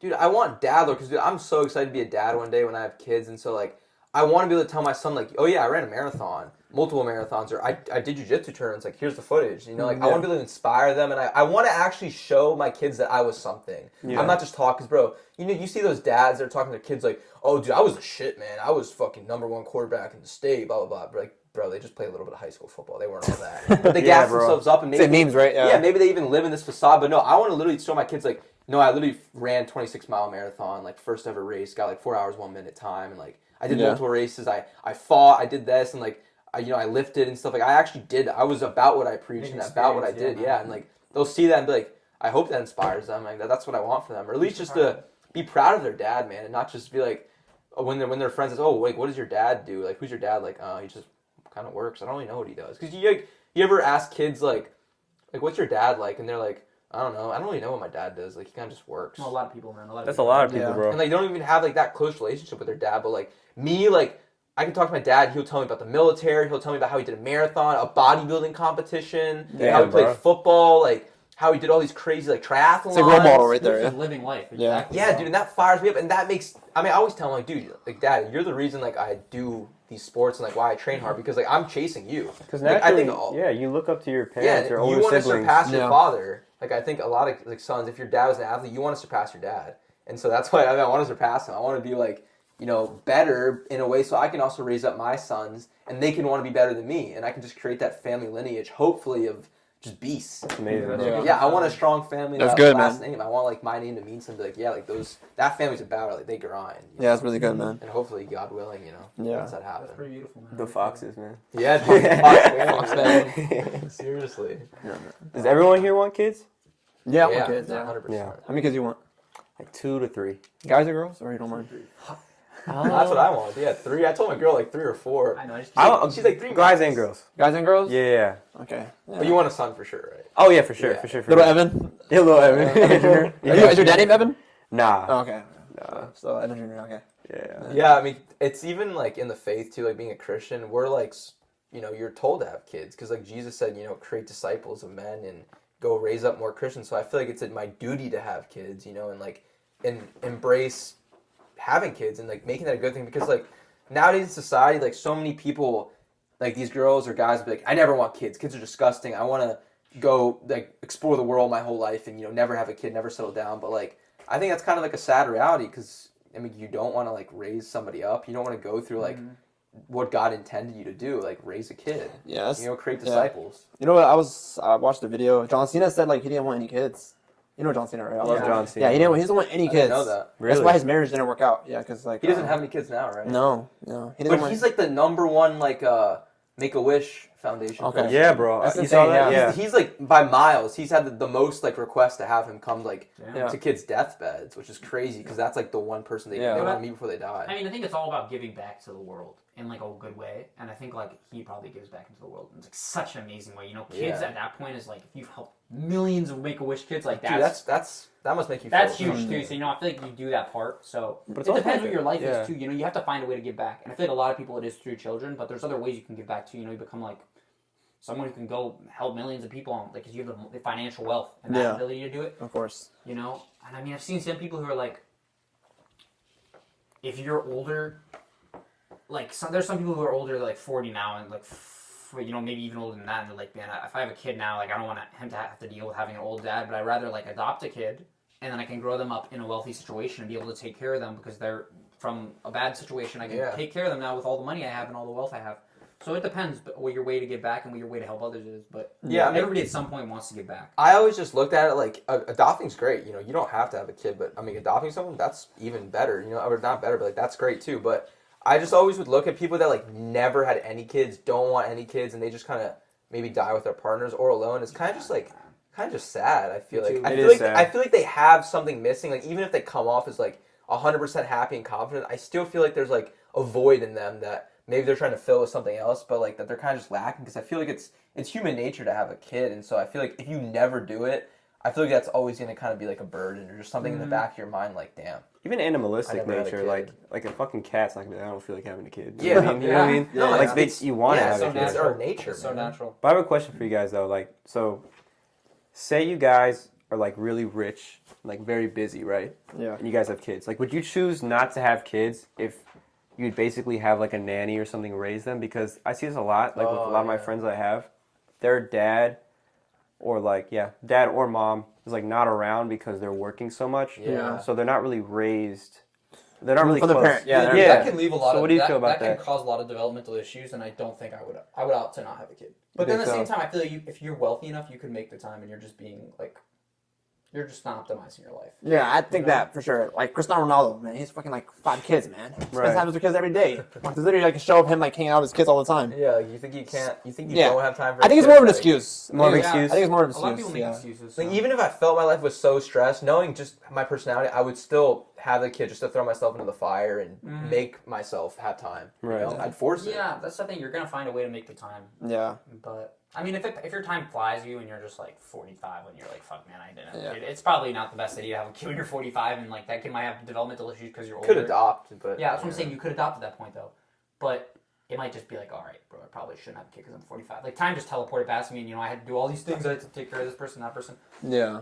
But there still are really, really great people that like never had kids, but they're amazing humans and they helped so many people. Of So course, I no, don't ever want to take anything Yeah. away from those No, of people. course, yeah. Because like I'm sure there's people out there that are in that situation. Like all props to you. Like, you're still a good person. Yeah, for example, like I'm pretty sure like popes can't have kids, right? I The don't even priests, know that, yeah, priests, actually. Priests can't- can't have kids, They right? can't get married or have kids. Yeah. They can, Of the Catholic Church? yeah. Can Orthodox? I'm not sure. Yeah, Father Luke. He Yeah. has kids. Okay. Yeah. Yeah, but Okay. I didn't know that actually. Yeah. They can't get married. I wonder why But that's though. the Pope though, Yeah. right? Because they're imitating. No, priests. They can't Really? get married. Of a Catholic church, a No, they priest? can't get married or have kids. Dang, Because I they're didn't trying know to that. imitate like Jesus. In a Yeah. sense. Okay. So, Wow. but I guess Orthodox are like imitating like I guess the apostles. 'Cause Yeah. They had kids, right? Or did Yeah. some of them have kids? I don't know actually. Did they? I don't know. I- Luke died. Or someone was married. Like Peter was married. Yeah. Peter was married. Yeah. Peter had kids. I'm pretty sure Peter had kids. Peter had kids. Some of them had kids. I might have to think. look it up actually. I'm not Pretty trying sure, to get yeah, it wrong. some of Yeah, them I'm not. did. I'm not But, positive. yeah. I do remember something in the Bible. I mean, I don't know the details. Oh, you read the whole Bible, bro. Yeah, that's I actually don't- true, man. I This do guy. remember something Yeah. about them talking about how priests, like, I guess that when you're already a priest, you shouldn't look for love or anything. Yeah. Like, you should focus on Jesus and focus on like having a relationship with him. I do remember something about that, but I don't remember the details. So. Wait, so in the Catholic Church, if you already had kids, but then you go on the path to become a priest, do they not let you? That's a good question, bro. I don't That's know. what I'm saying. I think that might be okay. That might be. Yeah, But I don't know. Because there's people I don't that know have about kids, Catholic, then they bro. have I this don't huge I'm not Catholic, bro. I religious don't know. awakening, and then they go and become priests. Gnostic. When they already had the kids in the past, before they were like For saved, years. maybe. Years. Yeah, that's a really good question. I actually don't know, but yeah, bro. So, what are your thoughts? Like, what are your thoughts on like religion now that you've read the whole fucking Bible, bro? Like, I pray every day, man. I pray every Yeah. day, but I don't know where I am. You know. because I you just said pray. you read the Quran too, right? Yeah, I read the Quran too. So, what is like? Dude, yeah, it's tough too because one that I talk to a lot, he's Muslim, and like he always kind of doesn't preach Jesus, but I try to believe in Jesus. And, Yeah. it's just tough. It's tough to like talk to someone about it. So I try not to even talk to him about religion. Like, bro, I don't really want to talk about religion. Let's just like keep that out of the gate because I'm already dealing with internal conflicts from reading that much knowledge in that short time. Make Yeah, it simple. bro. Like, what are your takeaways from the Quran and the Bible? Oh yeah, man. It's all just gonna make you live a better lifestyle as long as you try to find a relationship with God or try Yeah. to find a relationship with a higher spirit. So. Do you feel like there's more similarities or more differences with the Quran and the Bible? That's a good question. They're actually really similar in a lot of senses. Like they talk about in the Quran, they talk about all the Old Testament stories pretty much, and I mean, like Moses, Abraham, all those stories are like kind of shared almost through a lot of religions. It's very interesting if you look at it from that perspective. Yeah. And they do believe, like they don't believe Jesus was crucified in that part, or like he was brought back to life, whatever. Resurrected. Yeah, it's super complicated actually, that whole thing, but. They don't believe that he was crucified, or they don't believe he was. They don't believe he died on the cross. They don't believe he died on the cross. Yeah, it's like God took his spirit up into Yeah, heaven the or angels. something. The angels got him. Yeah, before. Like I'm like, bro, it's like crazy, whatever, rationalizing all that. But they do believe like Jesus was like a very Great person. Yeah, great Yeah, great person, man. like a perfect person, basically. All that stuff, Yeah. So, That's interesting. Yeah. 'Cause I know that they think like Muhammad's like a greater person than Jesus. Or They I do. mean, I didn't really read any I explicit would things assume that like so. Yeah. said that, but they do believe they hold him all very highly. So what's the Do they story hold- of do that? they- Like Muhammad? Like I don't really understand. Like what happened to make like I guess the Muslims feel that he was like the highest prophet? Like what did he do? Well, he's the one that wrote the Quran. Well, because the angels came down and Yeah. spoke to him because he Yeah. was blind. Yeah, I don't know. illiterate. He was illiterate, and Illiterate. supposedly the angels came down and spoke to him and gave him the prophecy to write the Quran, kind of thing. Yeah, well, yeah, Interesting. that's why they hold him. That's why they hold him at such a high Because regard. basically, like God chose him to write their text. Yeah, That's interesting. yeah, but they also there's like some other ones too. There's a couple other prophets they talk about, but yeah, I think Jesus is basically the one they hold like highest next to him. Like they talk about Jesus a lot, but You're a big That's atheist. You're a big atheist guy before. I was a big atheist guy All before. right, you guys both were big atheist guys, man. Dude, Shoot, this yeah. guy's Oh, the you worst. Nah, bro, this guy, me and Ruben. Dude, yeah. Do they know who Ruben is, people? No, Maybe. Fuck, man. Ruiz friend. is one of my good friends, man. 225 lean. Bro, me and Ruiz 6 by 10 pull-ups. 260, bro. That's what I 6 got. by 10 pull-ups. Like D1 wrestler at UMD. 10 by 10 pull-ups. BT. No, dude, I was a huge atheist back in the day. Bro, he used to go I used- off at me and Ruben, bro. I used to literally. I mean, dude, I don't even. It's hard to say. I mean, I don't know. Do you think I blasphemed? No, you definitely blasphemy the Lord for sure. And the Holy Spirit. Yeah, you did. That's just. But, like, sad. you didn't- That's sad to hear though. You didn't believe it, though. That's the thing. Yeah, it's like I don't think I'm gonna go to hell for that because Yeah. like I didn't believe it. No, back then. of course If not. I did that now as a believer, I think that would probably Yeah, send yeah. me to hell. If I continue to blaspheme, because whatever, that's a whole topic. Blasphemy can be about like that, this. That one unforgivable sin, blaspheming the Holy Spirit. Yeah. That's totally the one unforgivable sin. But no, yeah, I just was ignorant, and I mean, I wasn't raised religious, and so I literally had no understanding. I just kind of based my understanding off what I saw from an external point of view. Like I saw religious people as just these like crazy kind of lunatics that are just placing their belief in just some false thing I to believe make that them too. like happy. That's what I believed as well. Because I went to a Catholic school. It was like a Opus Dei Catholic school, so it was very strict. And like they would preach about, like we would have to go to church every day, Yeah. like as part of it. And they were all terrible people. Like they were shitty people. Dude, Yeah. And I was just like, I'm not believing what the fuck you guys believe in. Dude, You're those terrible Like, people. why were they shitty, though? Like, what was it? So like they would like, you know how like Jesus is like a compassionate, kind. Of course, yeah. Like they would just scream at us and be like, what the Okay. fuck you guys they doing? didn't model. They weren't Christ-like at all. No, yeah. And that's like, why, like, I was talking to you about this earlier, but, like, men and institutions and businesses, because, like, bro, churches are businesses, a lot of these churches, and they ruin Christianity, and they make it into this thing that it's completely not, and they completely dilute it, and they lead people so astray to make religion into something that it's literally complete opposite, not even close to what the Bible actually talked about, what Christianity is about. But, I mean, men are sinners, and we're all imperfect, and so we cause it to just be diluted and ruined in a way. But I mean that's our nature. We can't help Dude, and I it. think the big thing is like it's tough. It's easy to look from an external point of view and just completely deny it, like what I did before. But That's the easy route. you gotta dive into the rabbit hole to start to understand the people in the rabbit hole. Does this make sense? Like you can't look at an external third party and look at them from the outside and say, oh, whatever they're doing is that. You have to go into the party to understand where they're coming from too. So that's kind of what I did when I dove into the Bible, and it gave me a better understanding of like the people on that side are a lot better, man. They're good people, but you look at them like they're crazy from the outside when you haven't been educated as they are. Of course. If that makes sense. And that's why when I went to a private school, Christian or Catholic private school too, and I just thought everybody was crazy. I'm like going in, I'm sitting, I'm like, bro, I'm like new, and you guys are preaching all this nonsense, and you're all acting like they were all really awkward and weird people, and it was like they didn't have third party experience, dude. Yeah. it's strange at first. So yeah. 'Cause my brother went to Covenant Life too. Dude, it's so strange. And they would just like, like they would just pray before class or like they'd Yeah. pray like, I'm just like, But what's they're going also on? just really weird people. Like they Yeah, just are kinda, lacking external experience, dude. It's hard to relate to someone who doesn't have like a lot of experience. Yeah. That's how I put it. That's true. I mean, yeah, man, and I would just say to those people, like, if they're, because I know if I feel like if I talked to one of them, they'd be like, well, we're doing the right thing. We're doing exactly what religion taught us. But I don't think it's not what religion taught you. You're not supposed to do what religion, whatever your religion is, like Christianity. You're supposed to do what Jesus did. You're Christ-like. And so, if I'm thinking about Jesus, I don't think he would be a one-dimensional person. I mean, literally in the Bible, he went and tried to understand other people's points of view. And so, if you're a Christian, you should try to be open to other people's points of view. But people just get caught up in it, and they think that their way is the only way. I mean, Jesus is the only way, but in a way, you still have to be open to understanding other people's points of view and not be, not spread hate or not be just so ignorant to not even try to talk to somebody, and just be nice to them. And that comes with insecurity of yourself, dude, I think, too, because, like, you need to have confidence in your religion. You need to have confidence in who you are to be able to go to a third-party external where they could influence you and change your mind. You need to be willing to change your mind. That's, like, hard on your mental. That's hard on, like, your own confidence, your understanding to be able to change, Yeah, It's that's like kind of putting right. your pride wants to. aside.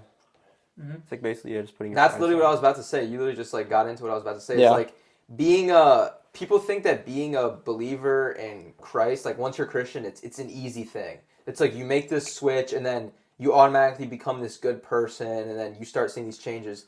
That's not how it works at all. Like if you really want to believe in Jesus and be a Christian, it's hard, it's humbling, it's embarrassing, it's tough. Because you have to humble yourself every day. You have to humble yourself, and especially if you're trying to become Christian, you have to submit to something bigger than you, not to my own thoughts. Like there's going to be times when I don't have an answer for a question you may ask me, but I have to still believe it because I'm submitting myself to a higher power, and that's hard, dude. Submitting yourself is hard, and making change is hard. And so, like, it's not like I say I'm Christian, then I immediately am Christian. It's like, no, you have to take steps. You have to try every day. You have to repent. You have to go through struggle. You have to learn from struggle. You have to pray. Like, it's not just this easy thing, and it's a never-ending thing too.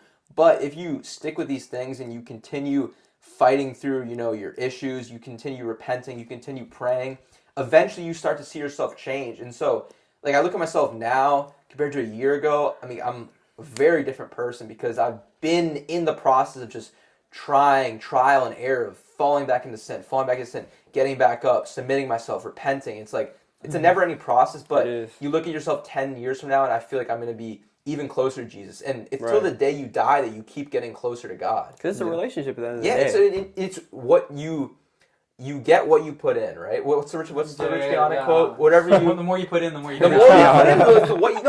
That's such a true quote, dude. The more you put in is what you get out. And so, you want to become Christian, you're going to have to put a lot in. Yeah, bro. And, people are still selfish because of our human nature. We still want to cling on to all these worldly things and all these worldly habits that we have. Yeah. And we don't want to leave them behind to submit to God. And that's what you have to do. You have to put things in if you want to get something out. And so if you don't want to be a strong believer and have that really deep relationship with Christ, that's fine. You don't have to put a lot in. But if you want to, you're going to have to sacrifice a lot. And that's time, that's family, that's people, relationships. It's everything in your life you're going to have to sacrifice because you want that the most important thing. This was funny to remind me of something. I was like listening to David Goggins, and he was saying, dude, everyone's mind nowadays is so like a clusterfuck.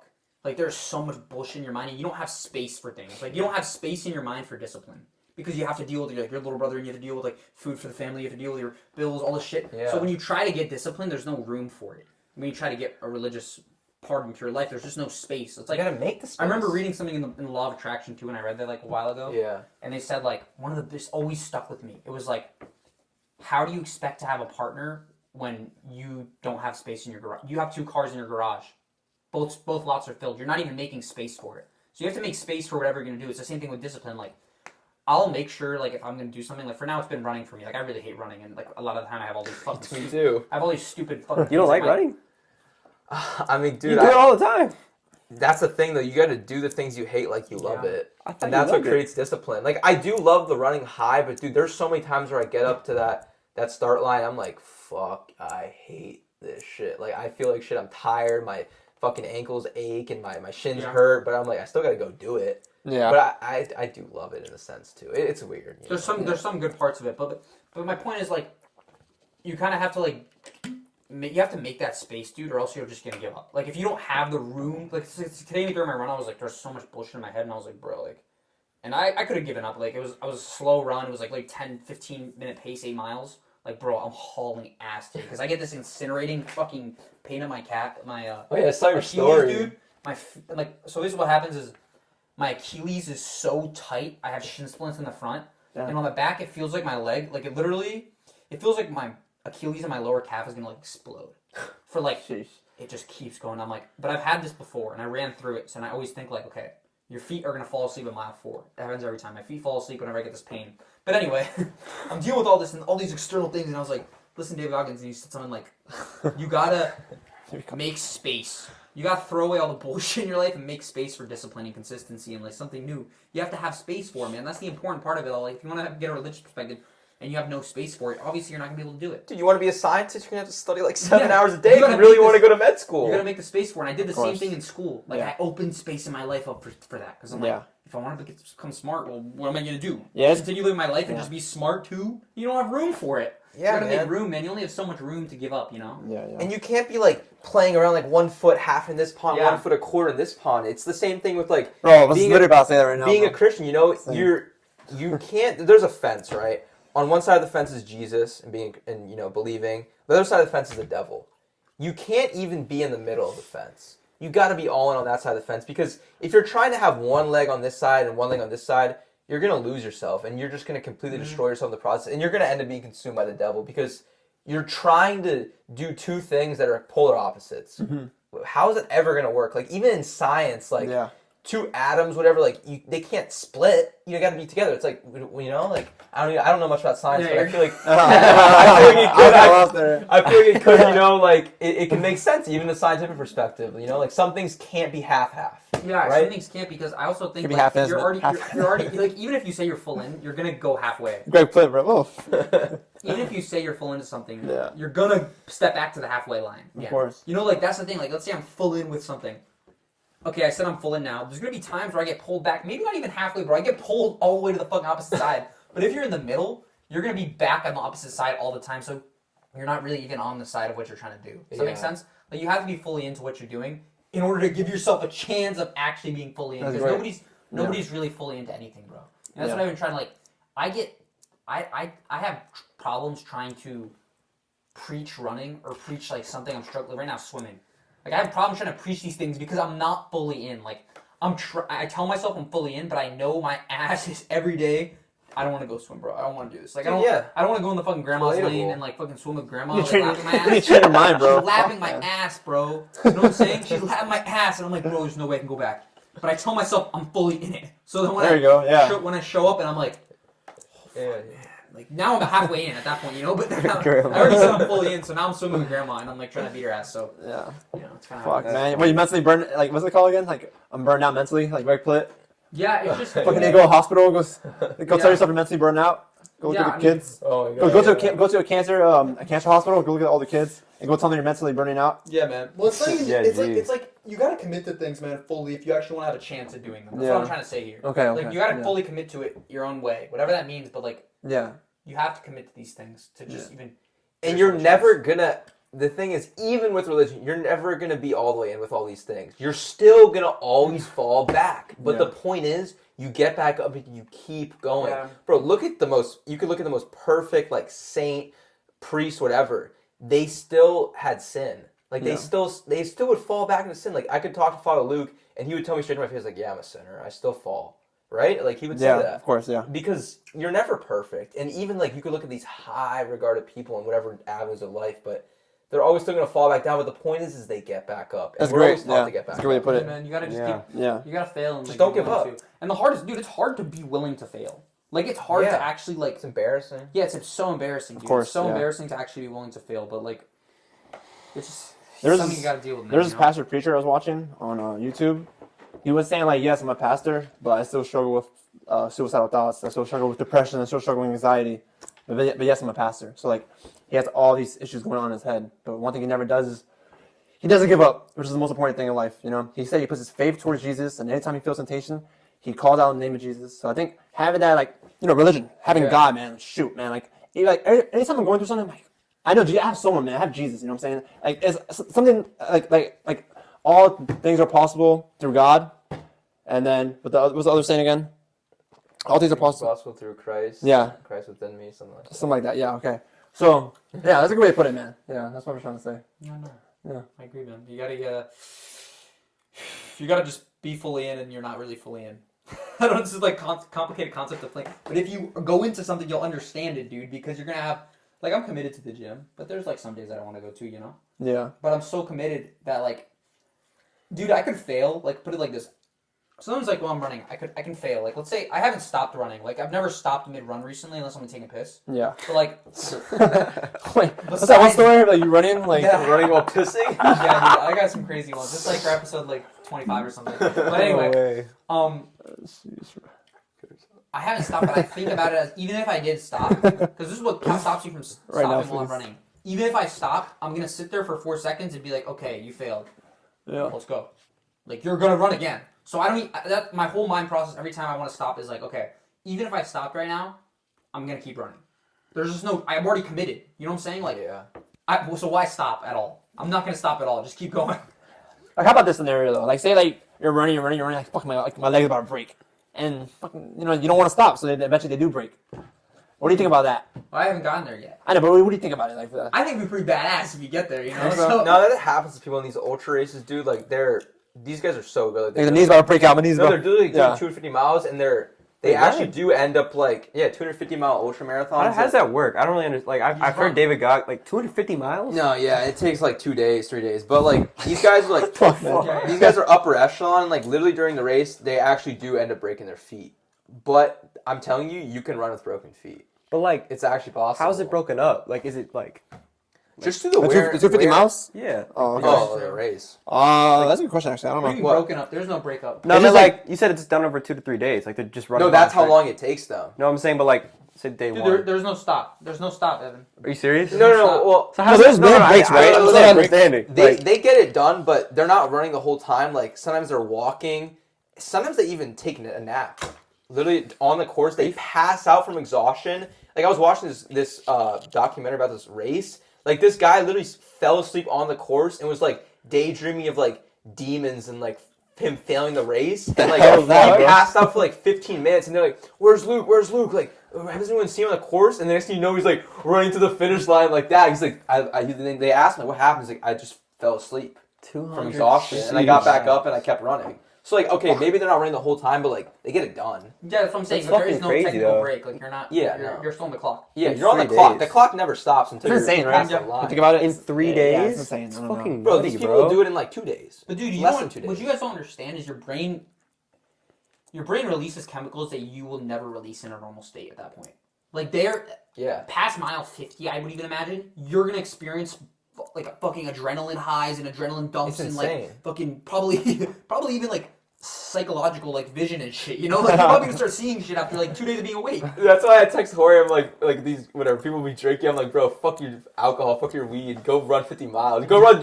10 miles. See how you feel. I Yeah. bet you're gonna feel a lot better than that. Yeah, that gas you're smoking That's right Ruiz, now, yeah. man. But yeah, dude, you're gonna. Well, okay, let me ask you a question. What do you think about people that I know a lot of people. They say, "Oh man, I need to smoke weed, or I need to hit this pen before I work out, or I need to do this before I go to work." You don't need to do anything. Grab your nuts, man. You don't need to do that. I'm Yeah, you don't need sorry. to do anything. It's a real perspective. It's you don't need anything. I don't need the caffeine, but I just choose it. I'm You choose weak. it. Yeah, right now you would choose it. That's what I'm saying. But you'd be fine without it at uni. Yeah. You got to know that. So that's why I like to test it. Would I actually be fine without it? That's a good point. Yeah, You gotta test that's it. good. Yeah. So yeah. I think it's just another discipline thing, honestly. It doesn't really benefit you in any way Yeah, if yeah. you start smoking It's weed. Or if you know what I mean? There's a bunch of athletes though, pro athletes, pro football Well, dude, the players, pro problem- MMA right. players. The problem is- Smoke weed before. I mean, I'm Dude, the are there a reason lot they of- do that too is because they have withdrawals. You don't understand how bad weed withdrawals can get. People don't Yeah. talk about it, bro. Really? I had friends in high school who stopped Yeah. smoking and they threw up for 2 weeks straight every morning. They were barfing their No, brains yeah, out. yeah. And they had Seriously. to start smoking again because they couldn't stop because the withdrawals were that bad. Jeez, man. Some people get bad withdrawals from things, man. Alcohol withdrawals, stress withdrawals. People are fucking stressed and screaming at the Dude, family. yeah, And sex anxiety. withdrawals, Yeah. porn withdrawals, gaming. I don't know. Everything. Every fucking thing has withdrawals, bro. But Don't let yourself get to that point, man. and even if you do get to that point, you just gotta accept the dark phase. The dark Yeah. phase of life, man. And you can always go back up. You can, yeah, but you just gotta know you're gonna be down for a while. Yeah. It's And gonna don't, suck. don't lie to yourself, man. Because people lie to themselves oh, I'm gonna, not addicted. yeah, I'm not addicted, or my life's gonna be happy when I stop doing fucking cocaine every day. No, you're not. Your life's gonna suck for your dopamine's literally gonna be destroyed for maybe months. Yeah, maybe months. It's gonna be this is a total rebuild. You're investing in a long-term project, so. But people just don't want to lie. They want to be lied to, and they want to think that everything's gonna be happy because they're gonna find a magic Dude, and I've seen it literally firsthand. Kids in college are like, "Oh, I'm only drinking and doing coke during college, but as soon as I'm graduating, I'm gonna stop." Fuck, Bro, who says that, man? Fuck. That's actually Oh my insane. God. I've seen it, A lot dude. of people say Really? If you're Bro. in Greek life, you see it, and they'll say this. Oh, don't worry, dude. Once I get my full time job, I'm gonna stop. Some of them do the cold turkey because they have that in them, but some of them, bro, they try to stop, and I find out just through the grapevine, they're still struggling with coke. Yeah, They're but still that's struggling with impressive, drinking. though. Yeah, too, man. If people could just stop that, that's actually really impressive. I mean, he fucking cold turkeyed a pretty clear alcohol addiction. you Yeah, know? alcohol. I cold turkey. I've cold turkey relationships. I've cold turkey Cold turkey. Adderall. I've cold turkey. Cold turkey. Dude, I've cold, I've I've cold turkey fucking. Dude, I do fasting. That's in there cold Yeah. turkey. I'll cold turkey everything, bro. It's just. You just gotta shock the system, man. And you got to be prepared for the battle. That's what it is, bro. People don't understand the battle's coming, so just But how do you deal with the battle? Say dude, you got to grit your teeth. you gotta grit your teeth and just accept that life sucks sometimes. Like, I don't even know how to tell you it other than that. Yeah, people always feel like they should be happy. Like, oh, I'm not happy. I'm not happy. I'm happy. Fuck, I'm not People happy. think your life needs to be happy all the time, bro. You just gotta realize you gotta suck sometimes. You dude. gotta suck sometimes. Yeah, that's true. Dude, it's okay. It's okay, man. It's gonna happen. But I feel like having a social circle and these things can help you too get through that. But Yeah. Good point. at the end of the day, man. No, that's a you- big factor, bro. Freaking social circle. Fuck, man. We got friends. Fuck, big factor, man. Yeah, that helps a lot. But Yeah. at the end of the day, you're gonna be alone too, so you gotta be. Even you, I remember you were drinking like a lot back then. I was like, Morgan, bro, you need to stop drinking, bro. It's bad. You're like, no, I'll overcome it. I don't give a fuck. It was intense, bro. I talked to you in the car, my brother. Like, don't you feel like fucking bad being hungover the next morning? And you like literally ignored. I said like, yeah, that's all good, bro. I'll just overcome it. Remember, we were in the car, just like you said, yeah, I need to drink tomorrow. I'm like, fuck, bro. And then I did cold turkey for a month though. Yeah, which is insane. Yeah. Yeah. It's just another test, bro. You gotta accept the lows coming. That's how I knew it, you know? Yeah. I don't know, man. I have a weird relationship with that stuff, so I can't even fully Yeah. articulate Yeah, it. you're I feel like- a little different, bro. I feel like at some point along this like podcast, I'll be able to fully articulate what I'm trying to say with this. Because people don't even understand what I'm saying, really. Yeah. If you're listening to this, you're not understanding what I'm trying to say. No, because like, they don't really know, like, yeah. I can't even fully articulate. Like, Okay. I have to go through the fire again. Like, I'm gonna have to go back and get Yeah. addicted to some stupid shit to be in the process and be to you like, okay, this is what it's like. Mhm. Because I'm out of the game, I can't really fully explain I it. mean, you're kind of doing it right now with jiu-jitsu, but Yeah, there's just not even anything with that. Yeah. anymore. I already overcame it. Yeah. You know? So you're not gonna do it again? I mean, I will at some point. I'll just regain it, you know? yeah. But I already got over like the hump of like feeling bad about it. Like I don't really give a fuck anymore, you know? Yeah. So yeah. Yeah, bad feelings fade, but yeah. I want to ask Evan, are you are you Christian? You're Orthodox Christian? I'm Catholic. You're Catholic? Oh, bro, I always see like you like all these like Catholic videos on my like, Instagram. Yeah. So, I'm just curious, how's it like being a Catholic? Are you devoted Catholic, or are you just like born Catholic? I go to church every Sunday. You go to mass? Okay, Yeah, nice. I do. Yeah. But I get kind of like conflicted with some things of the Catholic faith. Yeah. But I would never go to Protestantism ever. But I would. We were I just would talking about that. yeah, we were just like I don't know. Yeah. I went to one time, Okay, how was it? bro. It was like a fucking smoke screen. Yeah. Dude, it's literally what like- he describes. It's like, Yeah. are you ready to worship? It's like like a fucking. Bro. I'm Yeah. just like, what is this? It's like SpongeBob movie, like No, literally. guitar and he's like No, dead ass, bro. The And then band? People Yeah, are he's like, like- fainting. Like, The red? Yeah. What is this? No, literally. I was just like, that bro. one too, yeah, that one's Oh my It's god. like, But man, yeah, that episode's lit. It's with SpongeBob and Patrick with the mayonnaise, and it's like, it's like the Super Bowl, bro. Whatever. That's Yeah. right. That was a pretty- Church Redeemer. I think that was a pretty good episode, though. What do you guys say? Oh my god, that's such a Concluded, fucking ready to go throwback. go away and eat. Yeah. Yeah. Sure. I Alright. mean, I have to go to church actually. But yeah, I was just asking. I'm actually going to go to a Protestant church now. To speak of. Yeah. Really? Yeah. I mean, my parents are like they're Protestant Christians. Bar, I used to go to his Protestant church. It's not the smoke and mirrors. Wait, which one? But it's similar. Which one do you go to? It's called Harvest Intercontinental. Oh, that the same. Okay. I was telling you about it. Yeah. I went to like the Church of the Redeemer or something like that. Okay, that's where I go sometimes. Yeah. See? I go Told you, I go do there it. for the they have like a men's group. I like the men's group. Men's group is a bunch of men get around like us and we just talk about God. So you're not Orthodox. No, I'm not Orthodox. I went to So Orthodox. Reuben is Reuben. Yeah. I went to Orthodox church today. That's why I'm dressed like this. Oh, okay, Fuck, okay. who the fuck is this guy? Just You're dialed double church day. Yeah. No, he's and my friends right. invite me, like how I invited my friends to my church and they invite me to their church. Did you go yesterday? Yeah. That's interesting. Oh yeah, we had a Middle Eastern event. Me and Kelly went. Yeah, it was nice.